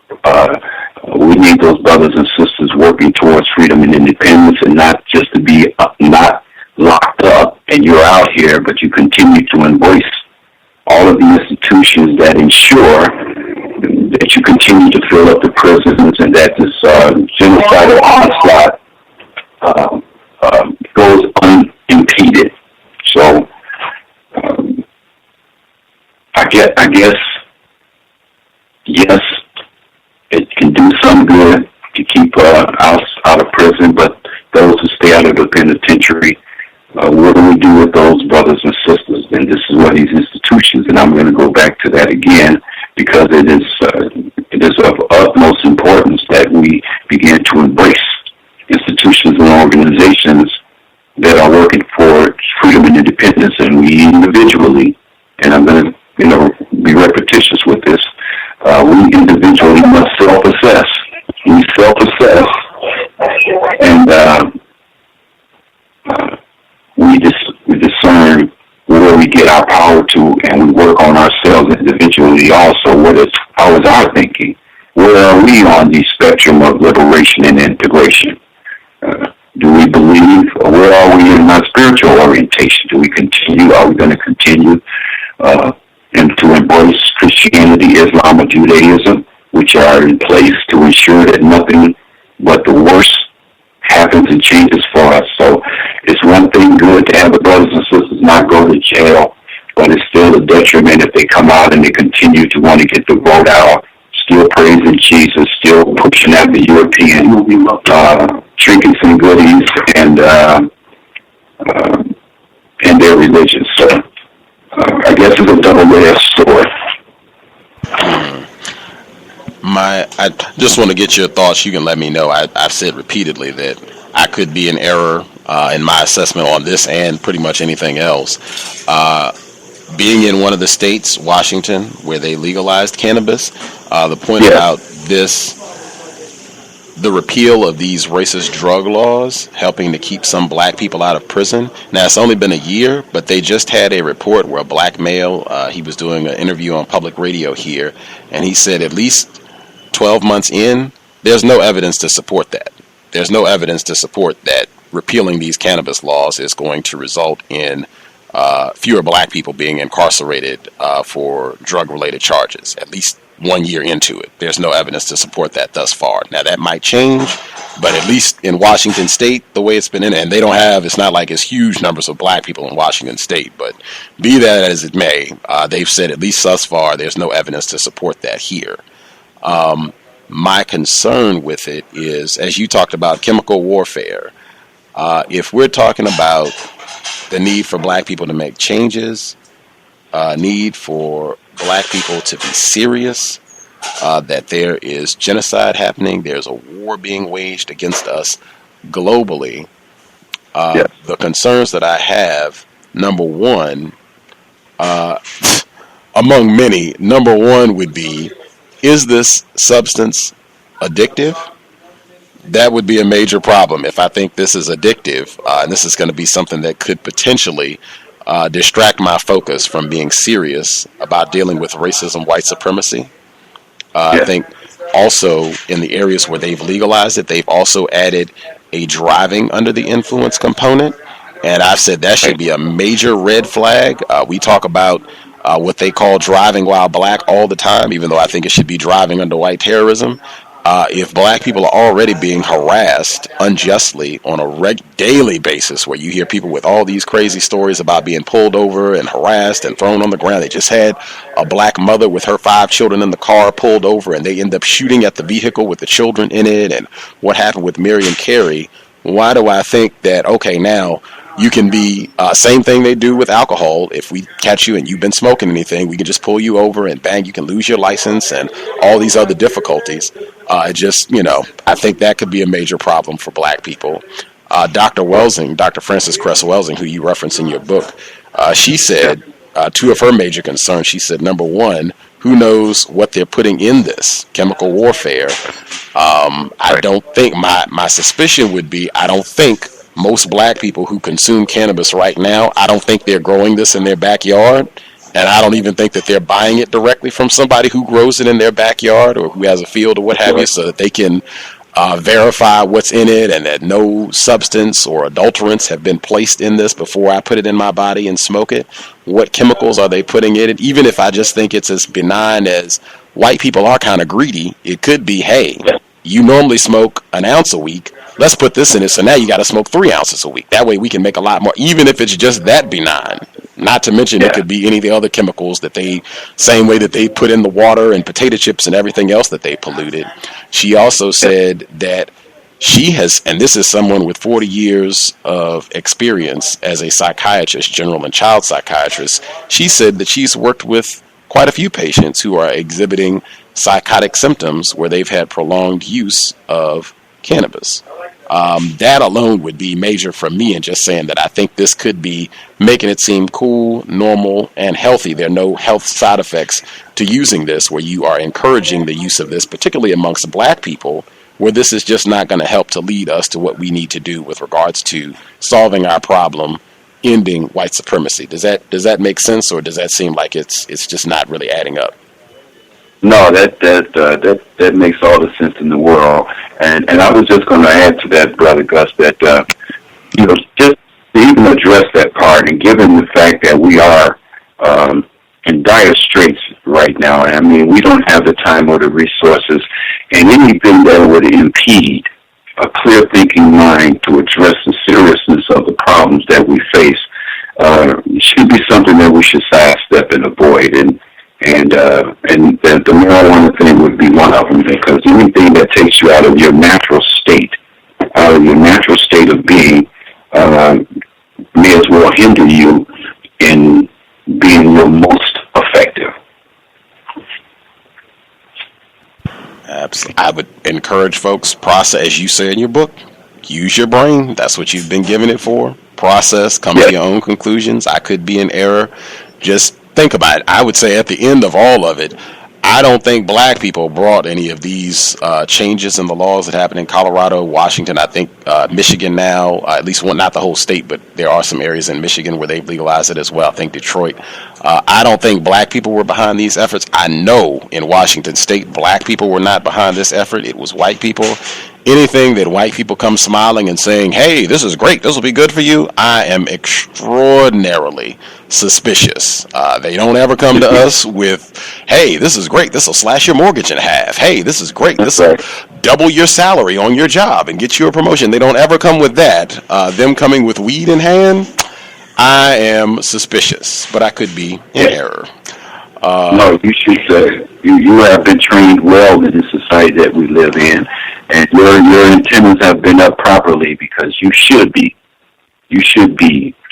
hesitant and apprehensive about anything that they give you. Whatever they've given it to you for their benefit and not yours. And our people, as the collective, we fail to see that everything that we have and embrace, we got from them. And again, anything that they give us is meant to benefit us. Is meant to benefit them and not us. And that includes their religion, that includes their politics, that includes their educational institutions, and it includes their economic money-chasing institutions as well. All of those things that be given to us are to benefit them and not us. And the proof is in the pudding. We can see that we've embraced all of the things that they gave us, and this is the result. So we need to take a look at where we are. I mean, politically wise, this political machine is put in place as a distraction. For those of us who have done some studying, you know that this political system is rigged. There are powers beyond the political system that control everything, the corporate gangsters and the international bankers and financiers who call the shots on the planet, and who the president and all the politicians in this country, Britain as well, answer to. And it is those individuals that you cannot vote for. So we continue to embrace all of these institutions, the big four that I talked about, and until we ourselves individually get to a point where we look otherwise, spiritual concepts otherwise, you and I talked about theology. Put it under the weight of critical analysis and see if it will withstand the weight of critical analysis. And it will. And this is how we eliminate those things that are useful for us and those things that are not useful for us. We should always seek the highest truth, the best way, that which makes the most sense in everything we do. It is the way of a true warrior, the real deal, to follow truth no matter where it may lead. This is where we have to come to it individually to see some change. You identify those institutions that are working for our benefit, freedom and independence specifically, and we support those entities. And if we see that those entities are not doing what the mission statement calls for, you pour your support. And we should begin to pull our support from these institutions that are in place to make sure that genocide is ever present for African people. Context of White Supremacy. Mr. Demry 4, I think, dialed in with a question. Mr. Demry 4, if you have a question for Mr. Mundari, your line should be open. Yes, can I be heard? Yes, sir. Can I be heard? Yes, sir. We can hear you. Okay. Greetings, Gus. Greetings to the guests. Very interesting show and very informative. It's very logical, and we have to follow the logic. My question is pretty logical. I just want to know, since black people have been very profitable to white people since the beginning of time, and very much so in the United States and probably all over the world, they've made money off of us, continue to use us to their advantage, entertainment, sports, any area you can name. Why would it be feasible for them to commit genocide on us at this point? I'll answer that question. The reason that they're committing genocide is because, in fact, we are a liability now, and we are of no longer of value to them. Those days are gone. With the technology and the other ethnic groups that have come here, and our long, violent, antagonistic history that we had with them, and our continued bellowing and bellyaching about no justice, no peace, and reparations, etc., and their understanding that we have the potential to do something about it if we ever came out of this nightmare deep sleep that we're in. They understand that they have a potential enemy here, and they see that our history, that we were once a very powerful, strong people. So they know we have that genetic background. We have a good reason to come after them. And for all of those reasons, collectively, they target us. So we no longer are of value to them anymore, and that's why, along with the other things I just said, that we're being targeted. We're no longer of value anymore. I hope that answered your question. Okay, thank you very much. Yeah, I hope that answered your question, brother. Okay, thank you very much, sir. Okay. Context of White Supremacy. If other folks had a question they wanted to get in, don't wait till the last minute.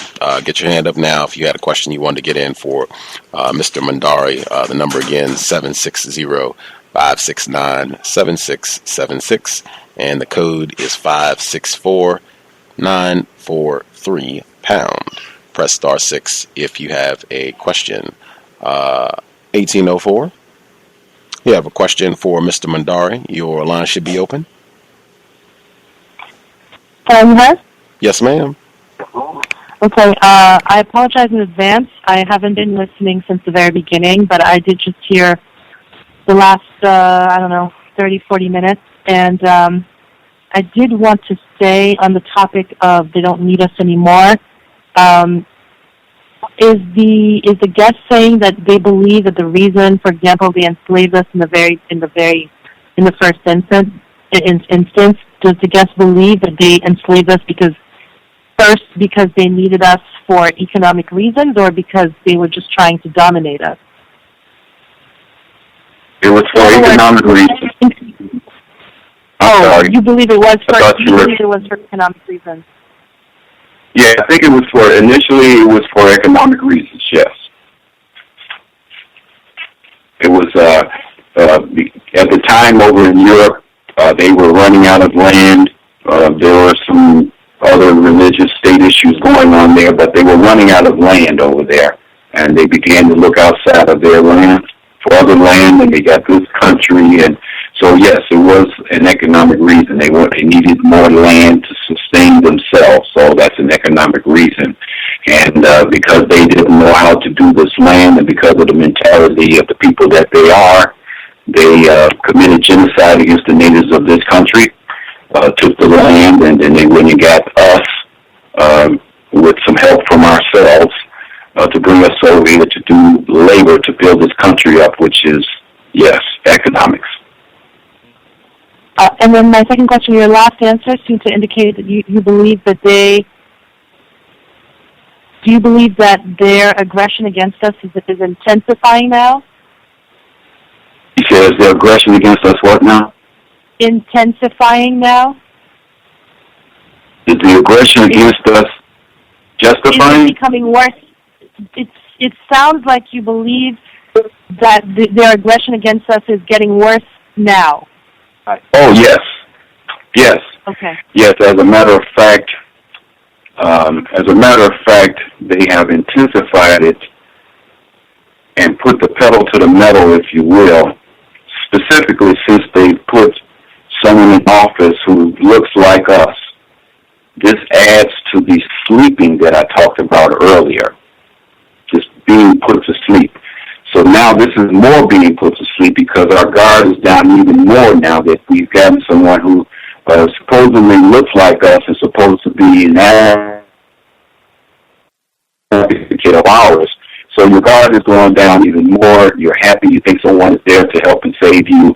And this is when they really accelerate this process. And this is why we see on the heightened level what's happening to the people on the planet. So yes, to answer your question, it is a more aggressive response. This is why they've moved from a overt, open war attack on us to a very sophisticated, high-level form of warfare, which is silent warfare, which is a more deadly.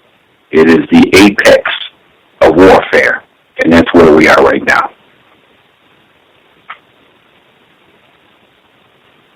Did that answer your question, ma'am? Yes, except, yes. The only problem I have with it is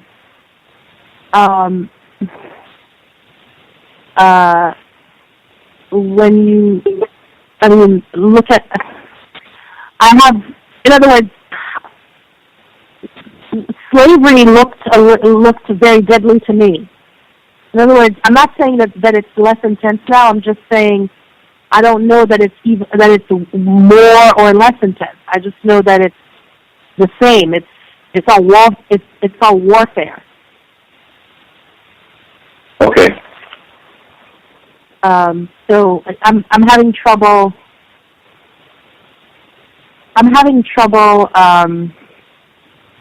Formulating what I want to ask.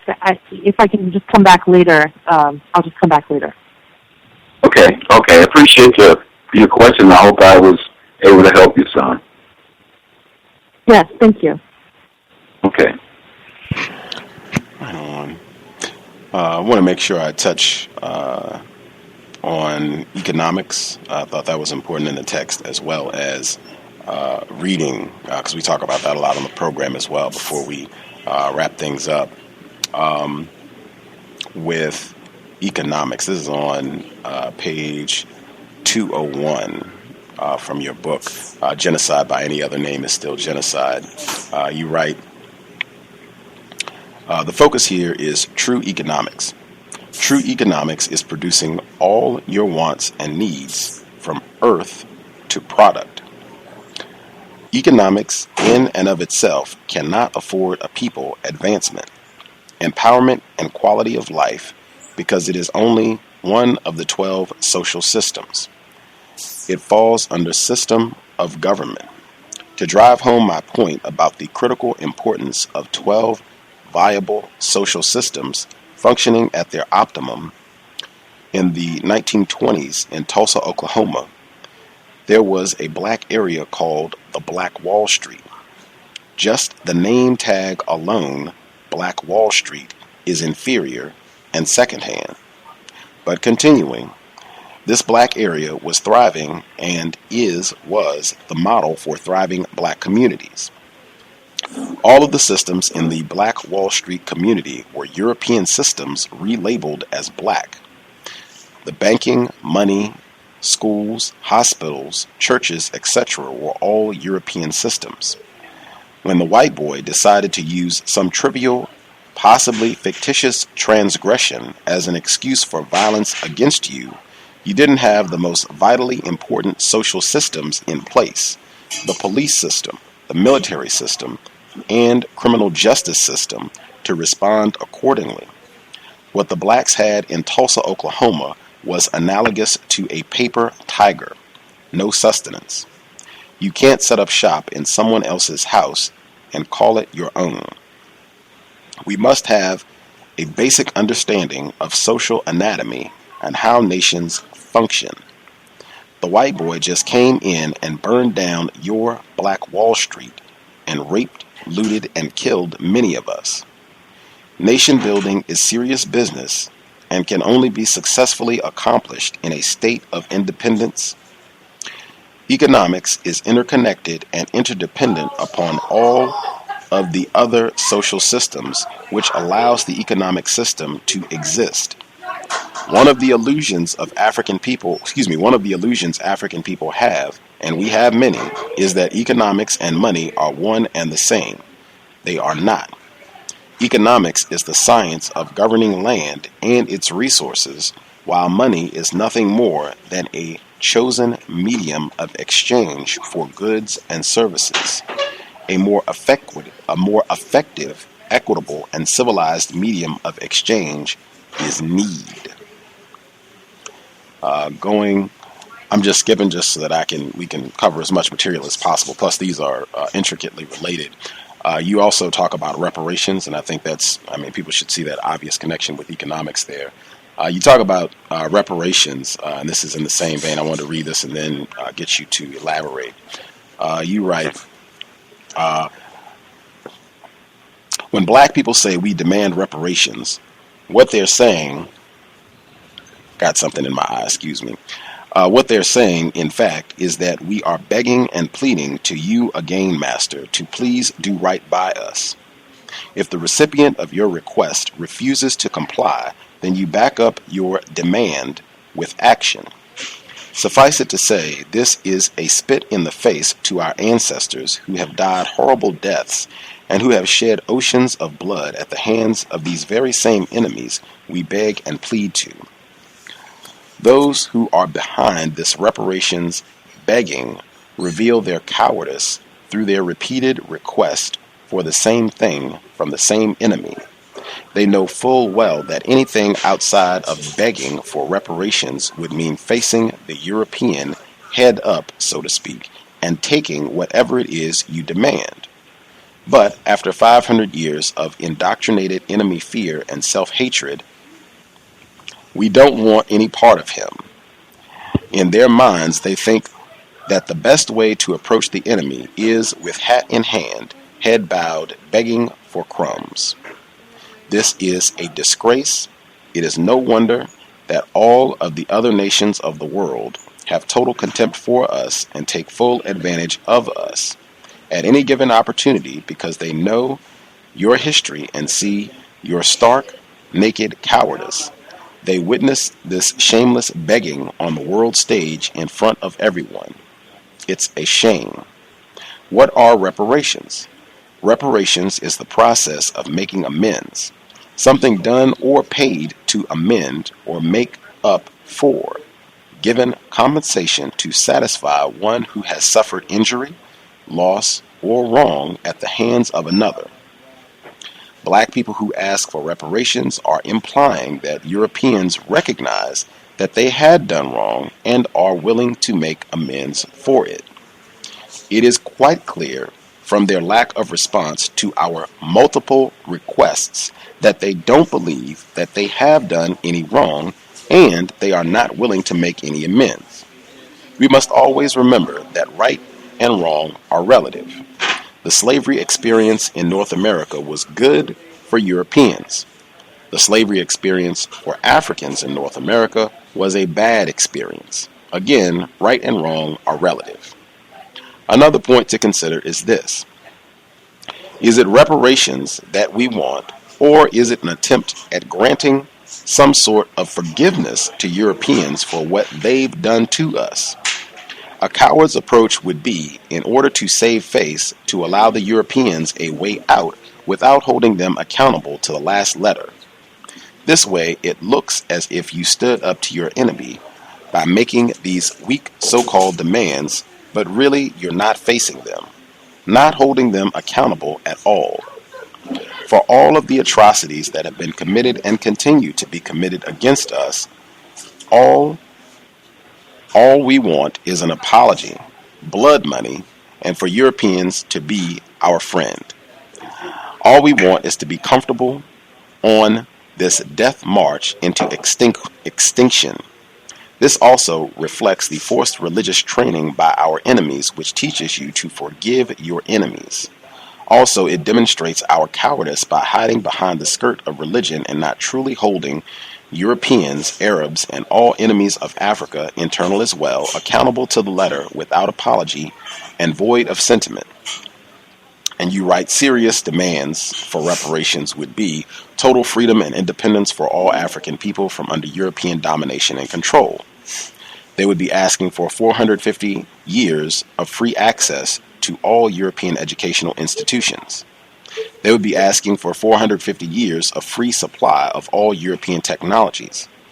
They would be asking for an immediate end to the Europeans' ongoing worldwide genocidal process that is systematically eliminating us across the world. They would be asking for an immediate return of all European occupied African land.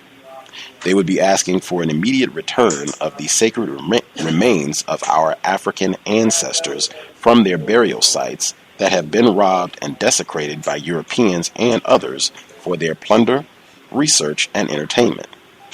They would be asking that all African manuscripts and articles removed by Europeans which contain invaluable and irreplaceable information relative to our history be returned.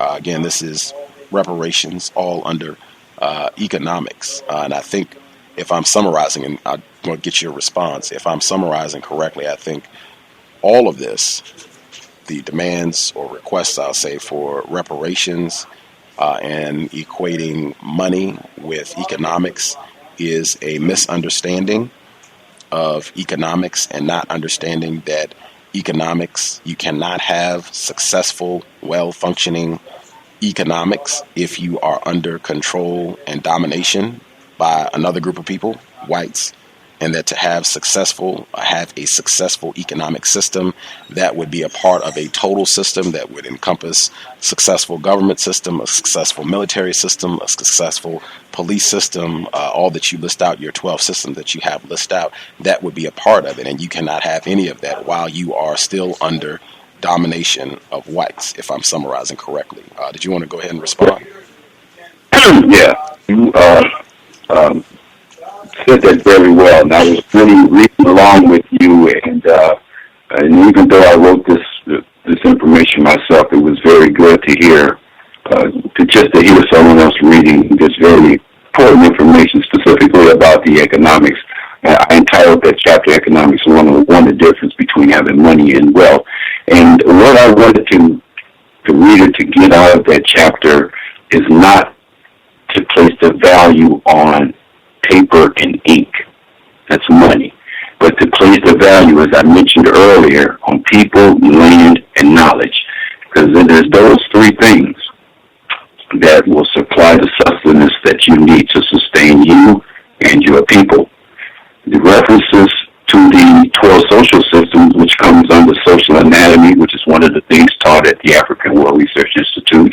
And the definition of social anatomy is a scientific study of the structure and functions of nations.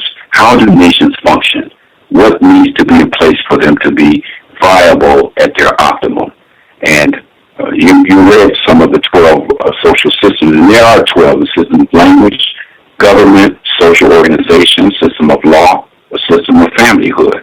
You have to have a police system. You have to have a military system. Then you have a system of education, medicine, religion, technology, and criminal justice. The reference that you gave and the example that you gave about Black Wall Street in Tulsa, Oklahoma. I thought that was a very good example of how you can focus on one of the 12 social systems, which was the economic social system, which is actually comes under the system of government. The system of government covers economics and politics. The economics is the government of the system of governing land, and politics is the system of governing people. So we focused on one of the 12 social systems, and the most important one, which would have protected that whole operation, would have been the three that I laid out: criminal justice system, a military system, and a police system. So we didn't understand those things, and this information puts us on another level of what it takes for us to be a viable, functioning nation, and we can't do that in their house. This is why it's important for African people to come together globally. We have to do this with the brothers and sisters on the continent, and we have to do this with the brothers and sisters in Brazil, which is the second most populated piece of real estate that has our people, and here in the U.S. is the third, and then the brothers and sisters in the islands and they're scattered. We have to do this together because basic warfare 101 teaches you about divide and conquer. And if there's any division, the Brazil doesn't buy in, the continent doesn't buy in, the islands don't buy in, the U.S. doesn't buy in, we go nowhere. This has to be a collective. This is why I focused on nature. This is why I dedicated 3 chapters to nature, to highlight the importance of us acting as one, understanding the universal laws, that we have no help coming from out there in the cosmos. We don't have any help coming from out there. We understand that this universe that we live in is inundated with different life forms that have different interests in nature. And because of that, it causes conflict, which produces enemies. So you have to be prepared to do battle as one. This is where your power comes from, and this is how you're successful, acting as one. So that's why I put those things in place. The reparation aspect of it, and you read a good deal of that, and I hope that gave some idea where I was coming from with that. We are in a begging position. We've been asking for this reparations for decades. They know what they did. They heard the question when you asked for it. So the simple fact that they're not responding lets you know that they don't want to do it. And then the fact that we respond by continuing to beg or ask for it puts us in a position of begging, because you don't have a backup plan when they say no. When they say no or don't respond the way you want them to, where is your plan B? Where is your backup plan to deal with your so-called demand? Because we like to say, we demand X, Y, and Z. Well, how are you going to demand something you don't have any power or force to back it up when you initially come in a reasonable way and you ask reasonably, and then it is not forthcoming? Then you have to have plan B, which is, that's where the sledgehammer is. You have to have that. So in addition, on the reparation side of it, is we have to consider that getting some material things, which seems to be the focus of most reparations literature, is a focus on the money. This goes back to what I'm talking about in Economics 101, that money is nothing more than paper and ink, and it's only valuable because somebody says that's worth 50, that's worth 20, that's worth 100, etc. Outside of that, it is a non-commodity. It does not have the ability to even replicate itself. A cockroach can replicate itself. Money, you can use it for, to keep you warm in the cold. You can set it on fire. It might be useful for that. But other than that, you don't need money to produce any of the things that we see produced in this society. Money does not produce anything that we see. People, land, or resources, and knowledge on how to do produces everything that you see. The money aspect is a European trick to maintain control. It is the acquisition of land. This is why we need the brothers and sisters on the continent to be with us, or even in Brazil, because we physically still populate most of the land matter there. And because of that, we're in a position to take control. But the mindset has to be right. So the reparations has to primarily focus on money. That's not the focus. You're begging, and it's an insult and slap in the face to our ancestors, brothers and sisters, come before us who have shed blood, as I mentioned, oceans of blood, and we're going to just take some money, not even considering the fact that right now we have roughly $700 to $800 billion that passes through African hands in this country alone every year, and look at our condition. So it's not the money.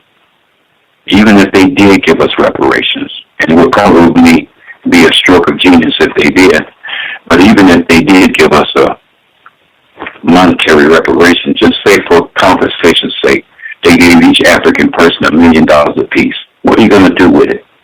You're going to do what you're doing with the 700 to 800 billion you already have. You're going to give it right back to them because the mind is still destroyed. You're still working with a European-created mind. So you're going to do what's predictable when you get the money.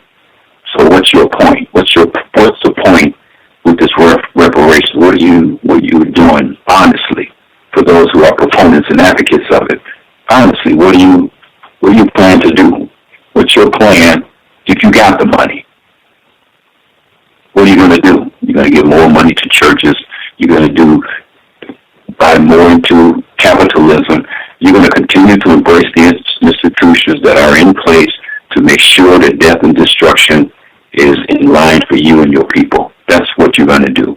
So it falls back again to the mental liberation that's needed by African people. We need to liberate the way that we think. We need to liberate how we relate to other life forms in creation, even if they're from the same species. It doesn't matter that we're human beings and Europeans are humans and Arabs are humans. It's irrelevant. They're another life form. They have their own distinct interest in nature, and they will look out for themselves first and foremost before they look out for you and your kind, which is the way it's supposed to be. They have no obligation, no responsibility to do right by us. We have to make others do right by us by demonstrating the ability, the capability, and the willingness to exact violence on a collective level to demonstrate our power position. So we're going to have thinking along those lines, and the reparations is just from what I said on its face. You know, it's a begging proposition. It's an insult to the ancestors. And what are you going to do with the money? Which is not an issue. You already have the money. So it's already predictable what you're going to do with it. So what are you trying to achieve? That would be my question to those advocates. And then to take away again from the economics that it is land that is the most vital and the most precious thing is land. You cannot put any price on the land. The only thing that is valuable as land is more land. You can't say you're going to use some money to buy some land, because the money or whatever you're going to use to pay for the land comes from the land. The land is what's valuable, and that is why they created this money system thing to distract you from what's most valuable. The land is what's most valuable, and whenever you hear them say that there's a shortage of this, there's not enough of this and that, those are lies. This planet has an abundance, and I mean that. It has an abundance of everything for everybody on the planet. We have 6 to 7 billion on this planet, and there's a sufficient amount of resources to sustain this population on this planet in abundance. I said in abundance, but everybody's led to believe by those who are in the power position, we don't have enough. There's shortages. You know, you have 35 to 40,000 people that die of starvation every single day. Yesterday, today, and tomorrow, because they don't have something to eat. And that's because of this capitalist money system that's in place. That's what's causing all of this havoc that you see on the planet. It is the capitalistic banking system, money system, that's the problem. You don't need money. And I know that's a heavy concept for people to grasp, but I dedicated a chapter in the book to it, and I tried my best to write, which is my style of writing, to write in a common sense way, logical way that the reader can grasp in a common sense way the information that I'm trying to deliver. So I hope I did know where economics is concerned, and also where the reparations and the rest of the book is concerned. I want to make sure that I get two other folks that dialed in so we don't miss their questions as well. The person that dialed in, last four digits, 8235. 8235. Did you have a question for Mr. Mundari? Your line should be open. Yes, hello? Yes, sir. Yes, Dr. Maruti is like, is in a sense, the fact that, man, is, I think a lot of people have bought into this post-racial, all this different types of stuff, and, they don't understand the European mind, how the European mind works or something about, and like how, and basically how, like, when people say, like, race doesn't matter, or just we're all human beings, those are just, besides the point to get away from, like, the issue, and saying that, like, each people can operate with a culture, and this is, and here in the United States, the white culture dominates. So basically, you say, oh, race doesn't matter or something like that, because usually, race is, usually relates to culture or something like that, and it's in a sense they're like, okay, it's not, culture does matter and stuff, and it shapes the politics, the economics, the military, or any other stuff, is that you don't have the critical thinking and skills of putting it together, and together it creates the institution itself. So basically, how do you get people to think on that, on that level, and how do you react from this black genocide? How do you defend yourself against this black genocide?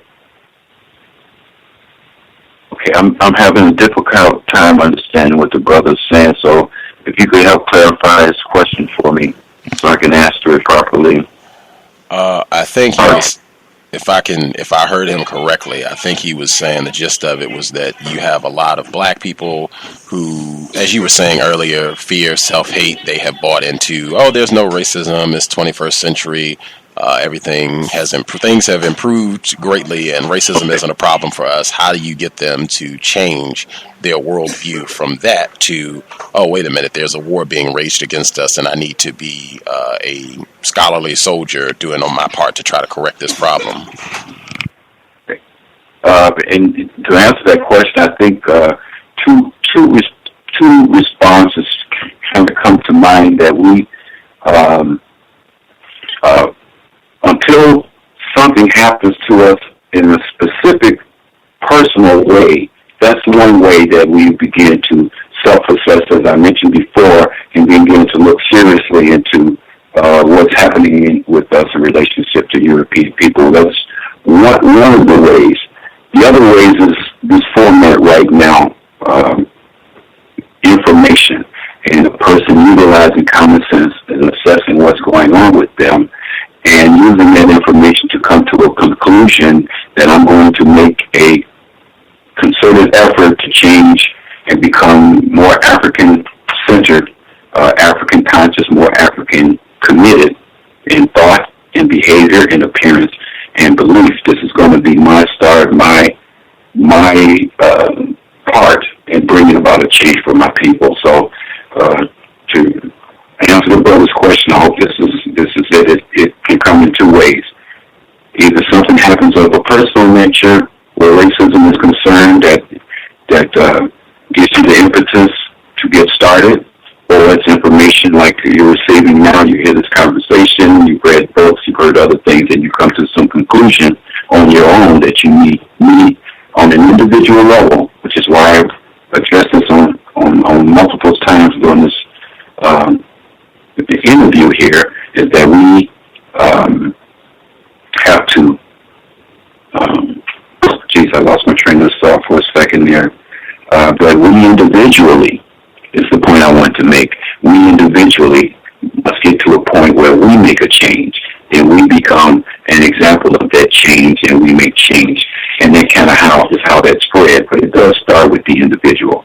And hopefully it doesn't take something tragic happening to you of a personal nature where racism is concerned for you to become strongly committed to change, because what happens to us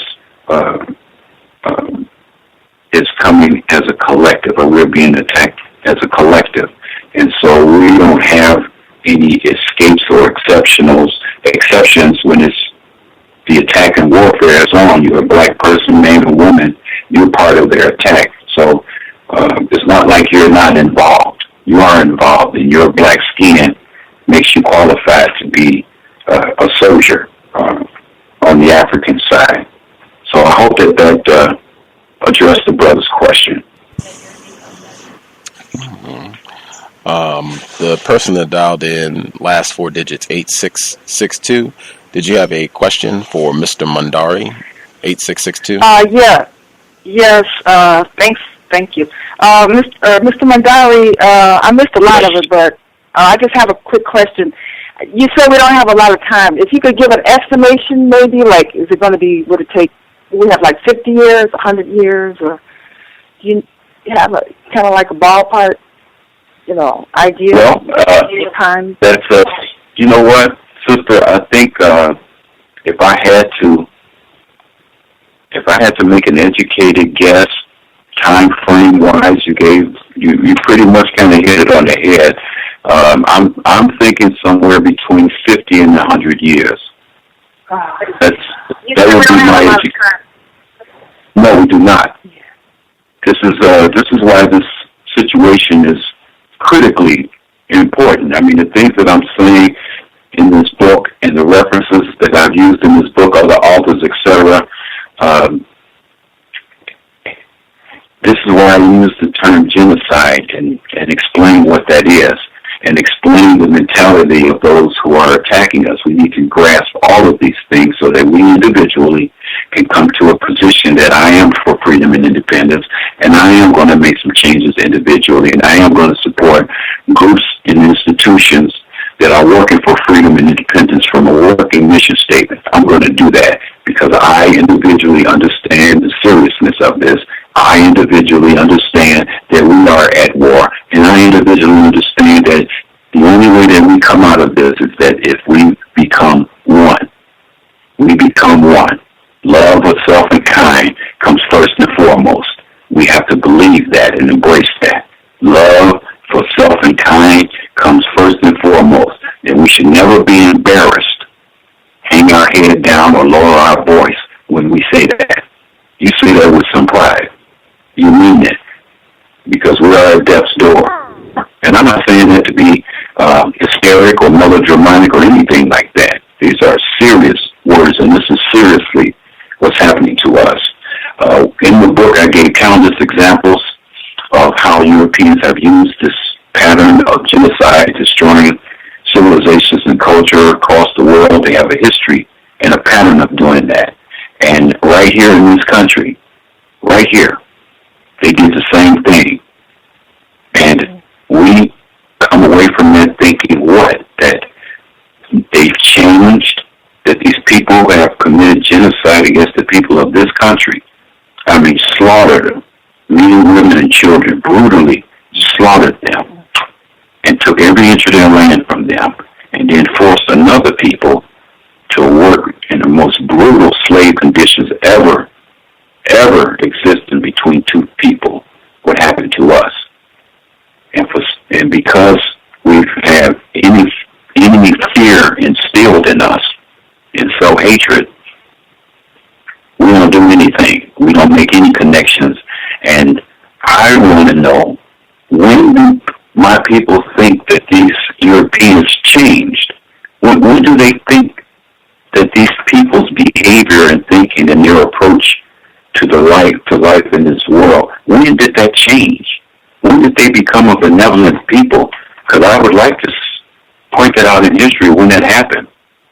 Because I don't see any change. As a matter of fact, I see an acceleration. I see an acceleration of this onslaught and attack. You were going to say something, sister? Well, I think the other person asked sort of the same question, like since our people are so asleep and they just bought into all this, I don't know, not to sound negative, you think we're going to have time to wake them up? Well, you can only hope so. You can only hope that programs like this, brothers like Gus and others that allow people like me with information that has the potential to liberate us, to have reform like this, where someone like you can hear someone like me talk and share my work with you, which has other references in it. And this is some good information for you to make self-assessment yourself, because you have the power. Those of you who hear my voice, you have the power. You have the power. What we have to learn to do is who we give our power to. We need to take away, boycott our power from the big four, the big European institutions that we love to parade and promote in front of our people. Get the vote out, chase European education unqualified, chase European money, chase European religions, be they Christianity, Islam, or Judaism. The person that called last four digits 0779, did you have a quick question for Mr. Mundari, 0779? Yes, I'm on the phone. How do I unmute it? We can hear you. Sorry? Oh, can you hear me? Yes, ma'am. Yes. Oh. Yes. Okay. I wanted to ask a question. I've been listening to the cows for a while, and I've listened to a lot of people, because I listen to my people, and I try to connect. I try to connect with what other people are saying, and but I have ideas too, and my ideas are I want to know what you think about leaving America and leaving North America, going to in specifics going to Africa. I think that that's a good option. Actually, I think if this is to come to pass for us, what I'm suggesting in the book, if that is to come to pass for us, that will probably be the logical destination. Because as I mentioned earlier, outside of Africa, Brazil is the next most populated continent that has our people. But we right now presently still physically sit on the majority of the continent of Africa. That right there is beneficial to us. The challenge becomes is getting to those brothers and sisters to change the way that they think, change their tribalistic mentality, change their primitive thinking, change this mystical, superstitious approach that you see at play out over on the continent now. The brothers and sisters are like in Nigeria, hacking each other up over who's a Christian and who's a Muslim.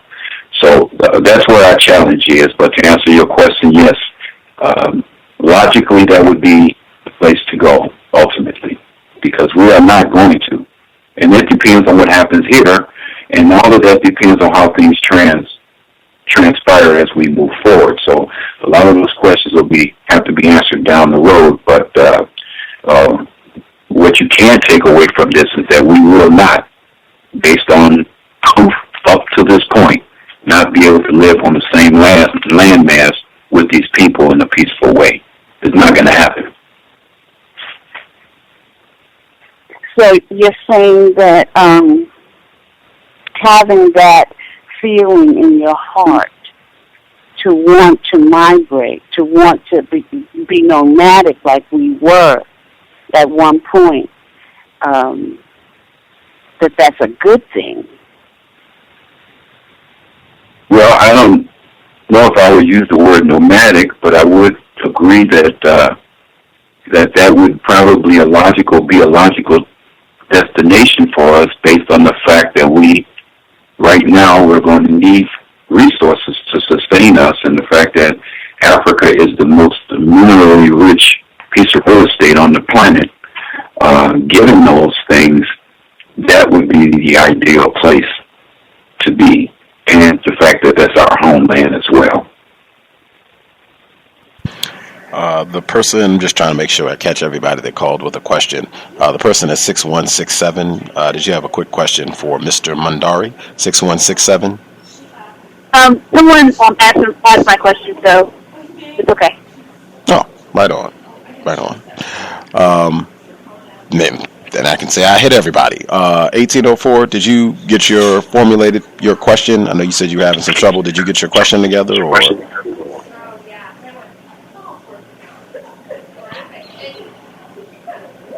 I don't know if she's still with us. Your line should be open. I don't know if you muted or not, but did you get your question together that you wanted to ask, or are you all good?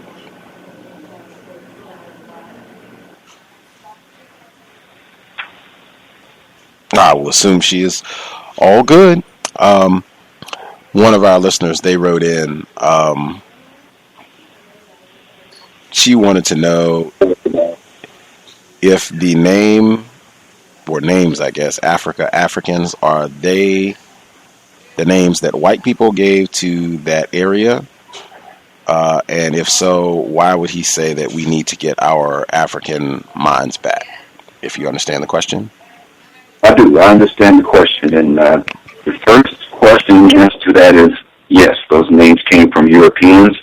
And the answer to the second question is the reason that I use the term African is because it is the most recognized name internationally that identifies that land and its people. And I've always said that until we find ourselves in a position collectively to determine what we were going to call that land and its people, for unification purposes and for identification purposes, we call ourselves Africans. First and foremost, Africans, and that's why. Right on. Hope that answered your question, Bruce Fine. The book, again, is Genocide by Any Other Name.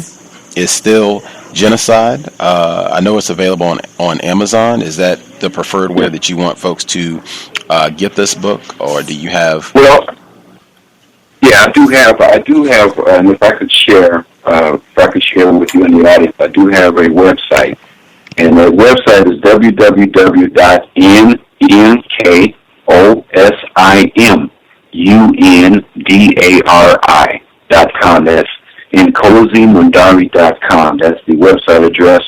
My email address is nnkosim@gmail.com. That's nnkosim@gmail.com. For those out there who don't have access to electronics or computer systems, that I can be reached at this phone number. It's 773-793-7652. So if you're interested in getting a signed copy of the book, you can contact me directly, and I will make that happen. Go to the website. I have some CDs or presentations as well. There's a place for comments on there. Also, my contact information is on there as well. So you can get it online, like you mentioned, at Amazon, and that's for those who have the e-books, or if they want to get it electronically. But for a hard copy signed, you can contact me. And also in the Chicago area, it's at several of the bookstores in the Chicago area. It's at the African World Research Institute, 1719 East 75th Street, Chicago. It's also at the Underground Bookstore, 1727 East 87th Street in Chicago. It's also at the Frontline Bookstore, 5206 South Harper. It's at Afriware, 1701 South Maywood. That's out in Maywood. And at the Cultural Connections, the 400 West 71st Street in Chicago as well. So those places carry the book in the Chicagoland area. I also actually have a couple of contacts. I just left the book in Philadelphia at Black and Noble. and the other one is called Horizon in Philadelphia. They have the book Black and Mobile in Philadelphia, and a bookstore called Horizon in Philadelphia has the book as well. I just put the website on my Facebook page so folks can get it there. I'll include it in the description for the broadcast so people can go there and see more of your content, get the book. They want to leave a note or what have you. Can you give them your email address one more time in case they have questions or they want to purchase? Sure, absolutely. My email address is nkosim @gmail.com. That's nkosim@gmail.com, and they can contact me directly, and I'll respond right away to any questions, comments, or interest in the work. I did want to share something. I don't know how much time I have here. I did want to share something real quick about what can be done right now. People like to generally ask the question, well, what can I do right now? And there's always something that you can do right now, in addition to the things that I've already shared. But, what we can do is thoroughly learn the history of our people, become a very avid reader. We learn to love the way that we were created naturally. We love our natural selves, our thick and curly hair, our generous nose and lips, and our beautiful black skin. We learn to select also an African name for ourselves, because this is a major step towards reclaiming oneself. Wearing African clothing and jewelry as often as possible, given the constraints that we have in the society, but as often as possible. Keep an African map, an African flag in your home, wear it black and green on display in your home as a constant acknowledgement and reinforcement to identify yourself with the people, land, and culture that you come from. We stop smoking, drinking, and drugging, and treat our bodies like the sanctuary that they are, so that we can work at this effort at our optimum. We must learn to always seek the highest truth, the best way, or that which makes the most sense in all that we do. And remember, it is the way of a true warrior, the real deal, to follow truth no matter where it may lead. We commit ourselves to positive change in thought, action, appearance, and belief. Change in thought, action, appearance, and belief. And then finally, we support and contribute on a consistent basis to institutions and organizations that are working, again, for the total freedom and independence of all African people globally, and the rebuilding of our own modern and independent civilization and culture. I wanted to share that with you for those who want to know what they can do right now, immediate. Self-assessment, where do you stand? Freedom and independence, or are you into integration? Outstanding. The book, again, Genocide, by any other name, is Still Genocide. Nkosi Mundari. Excellent to have him on the program. Came highly recommended from Dr. Kamau Kambon. He said it would be great. He also wanted to make sure that I got him a copy, so we'll get my wave in. I hope it did justice. I hope we did well, Dr. Kambon, since you wanted us to have him on the broadcast. We will definitely be in touch, and I hope folks will visit your website who've heard the program and either get a book or recommend it, share it with other folks. You said you have CDs as well, or drop you a note if they heard you on the broadcast, have questions or comments that they want to leave as well.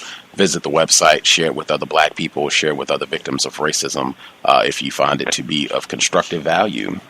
We will definitely look forward to having you on the program again in the future to continue the dialogue and to share more of the resources that you have in your book. If you think it would be constructive to speak with us again, sir. Yes, I would really invite that. I just want to say thank you to you and your staff for having me on and offering me this platform to present my work.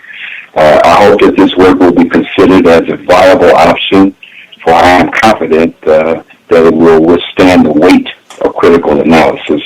And we should support, again, organizations and institutions that are working for freedom and independence.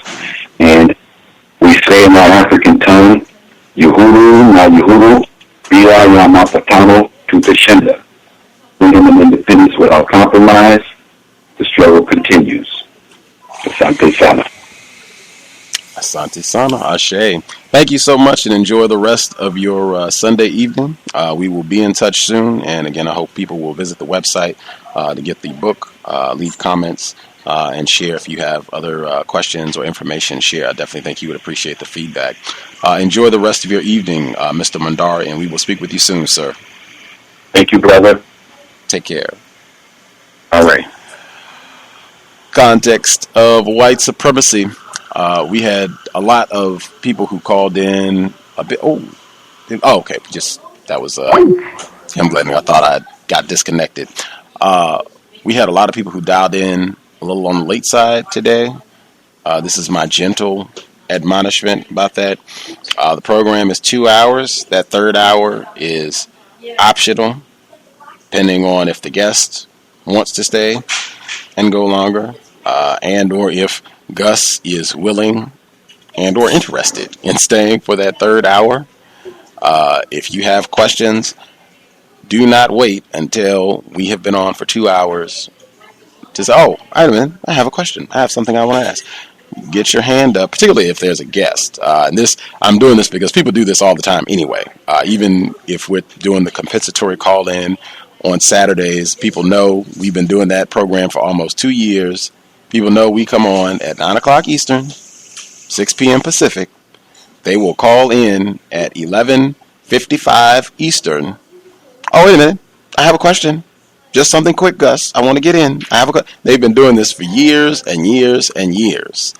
We've been on for a long time, and we've been coming on at the same time for a long time, except for the Saturday program. It's 8 o'clock Eastern time, unless we have someone who's visiting from a different part of the world. But our standard time is 8 o'clock. Do not wait until the last. And I feel like I say that all the time. Do not wait until the last minute.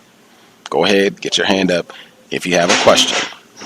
And I just say that way you know you will get your question. It's very rare. We have a program where people, if you dial in early, are not able to get your question in. If you dial in early, when you wait till the last minute, then it might be, might not necessarily get your question answered. So try to cut that down. Go ahead, get your hand up, be ready to roll. I will get our commercial in, because we're pretty much at the end. I was going to get the commercial in, but that would pretty much take us to the end of the broadcast. Yeah. I hope it was constructive. I was going to say, folks could give Dr. Kambon a shout out because he said specifically that he wanted to hear this program. He was familiar with Mr. Mundari's work. If I'd never heard him, that's who informed me about his book and his work. Wanted me to have him on the program. Hopefully, Dr. Kambon, we did something constructive, having him on the broadcast this evening. As I said, we will be back tomorrow. That's the other thing, too. I'm trying to do some self-preservation for me because I know we'll be back tomorrow. It looks like we might be busy enough that we'll be on for every day for the remainder of the week.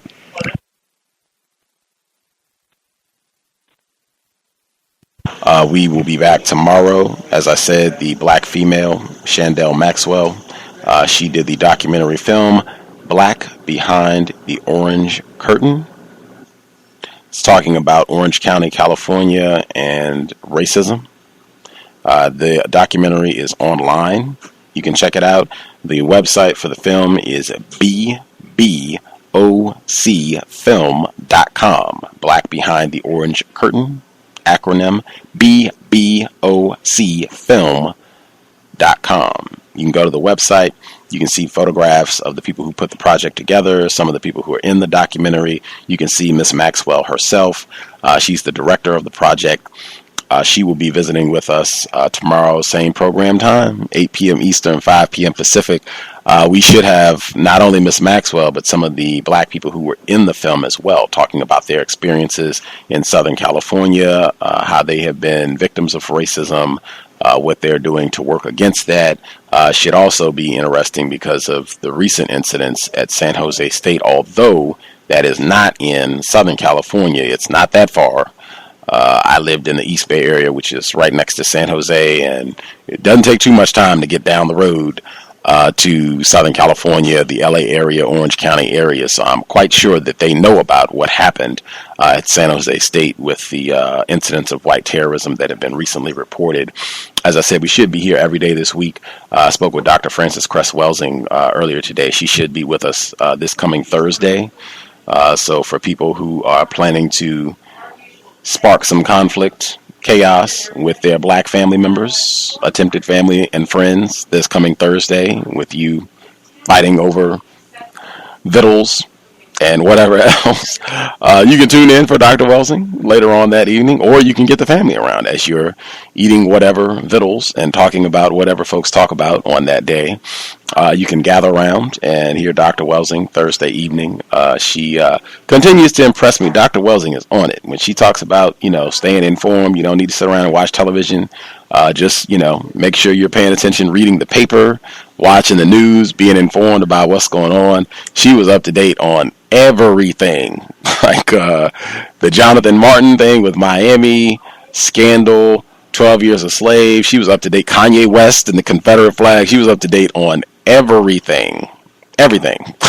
She was right there, bang, bang, bang, bang, bang, just running it all down. And she said the same thing. She said that she had been saying of late that black people, anybody, she said, even black people who are afraid to talk about racism, that is black self-hate. And the analogy she used, she said that racism, it is like a spear in the heart of black people, and to not talk about racism is to deny that gaping wound that is afflicting all of us, black people worldwide.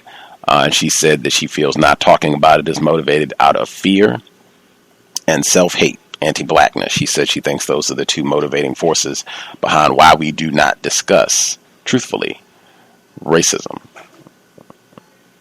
But she'll be here this Thursday. She had quite a bit. She even dropped another book on me. I was going to try to get it. Peaches, she calls in pretty regularly.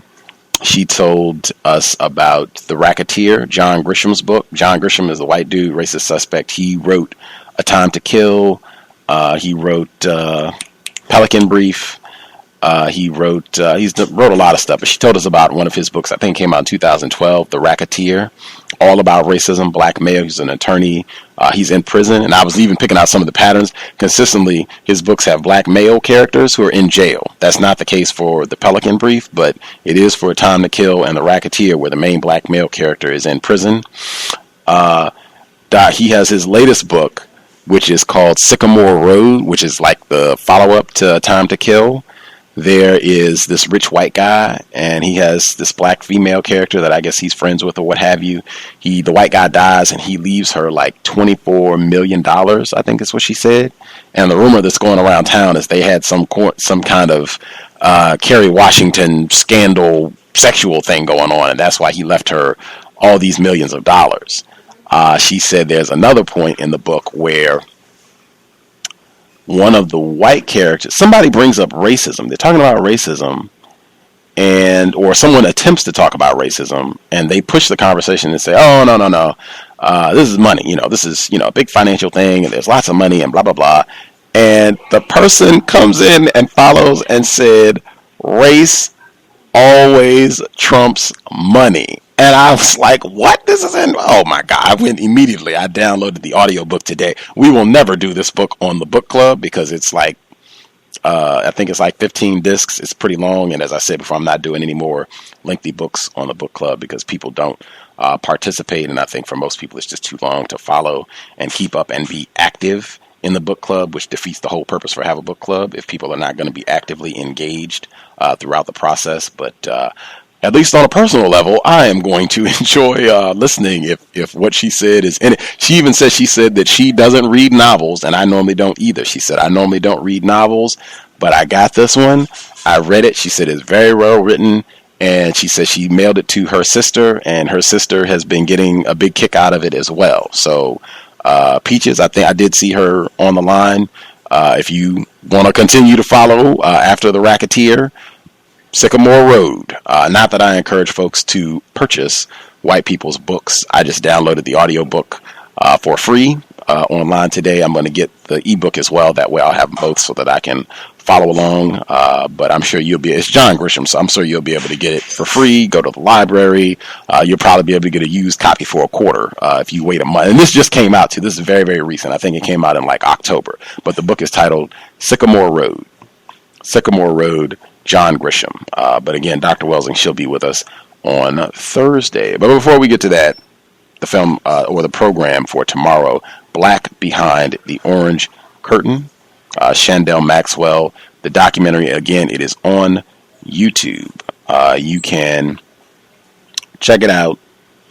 It is, I think, quite interesting hearing some of these folks, particularly hearing some of the younger people talking very honestly about racism and what they've experienced and the frustrations they had. Some of these black, very young people who said that they went to schools that were all white or predominantly white, talking about how they were the only black person in their class. I can relate to some of the complaints and gripes that they had and how they've been terrorized by these white students and just trying to deal with that as a young person. It was fascinating. I'm looking forward to having her on the program, but that's tomorrow, 8 p.m. Eastern, 5 p.m. Pacific. I hope it was a constructive investment of your Sunday evening, and if not, then you should not have been listening. I'm real big on, us not wasting time. We have too many problems to sit around and waste time just doing stuff that's not really adding to our understanding of the world in which we live, giving us life-saving information to help us neutralize and ultimately permanently solve this problem, white people. If you're not getting that from this program, definitely find something better to do with your time. Work on a blog, work on a book, work on a film, magazine, artistic work, something that is constructive and using your time, energy, currency in the best manner possible. We really got to be mindful about the way that we use our time, which is finite. I think Dr. John Henrik Clarke, I think he said that was one of his lessons as he got to the end of his days, that he would have been much more careful, much more wise about the way that he used his time, that you just don't have an infinite amount of energy. Everybody, if you're a human being, you get older, you get tired, you have less energy, you're going to expire at some point. Be careful about the way that you use your time. White people are very good at getting us distracted and off the path, doing all kinds of loony and nutty things that really will have no constructive value at all. Shopping, there's going to be a lot of that coming up in the next few months. Shopping, cooking turkeys, wrapping presents, just silliness. Lots of folly, lots and lots of folly. Hopefully people will not be participating in that, or at minimum drastically decrease your participation in all of that, because it really is not solving our problems, and it just gives them more of our currency, gives them more energy to further terrorize us. I will end there. Thanks all for tuning in to the broadcast. Again, we'll be back tomorrow, 8 p.m. Eastern, 5 p.m. Pacific. Get your hand up early if you have a question. Don't wait till the last minute, particularly folks that listen to the program who are in the California area. Participate. Should be grand to hear from folks who are in that area. If you would like to invest, racism-notes.blogspot.com, racism-notes.blogspot.com. PayPal is in the top right corner. Listener supported. Invest if you think the program is constructive. You can also invest going to Amazon.com. The wish list, it's under Gus T Renegade. I have books, a few items that I think are constructive, would like to nab. You can visit the website, or you can visit the wish list and pick up any of those items if you would like to contribute as well. Thanks all. Feel free to follow on Facebook and or Twitter. On Twitter, we're at Until Justice. Again, at Until Justice. I tweet the show, program, when we're going to go live. That way you'll be in the know whenever we're broadcasting. And other information, if I find articles, links, and what have you, I retweet information that I think is constructive as well. So you can feel free to follow there at Until Justice. The prayer to wrap things up. I think I will read Mr. Mundari's prayer. I think he has a prayer to close the book, unless I got confused while reading.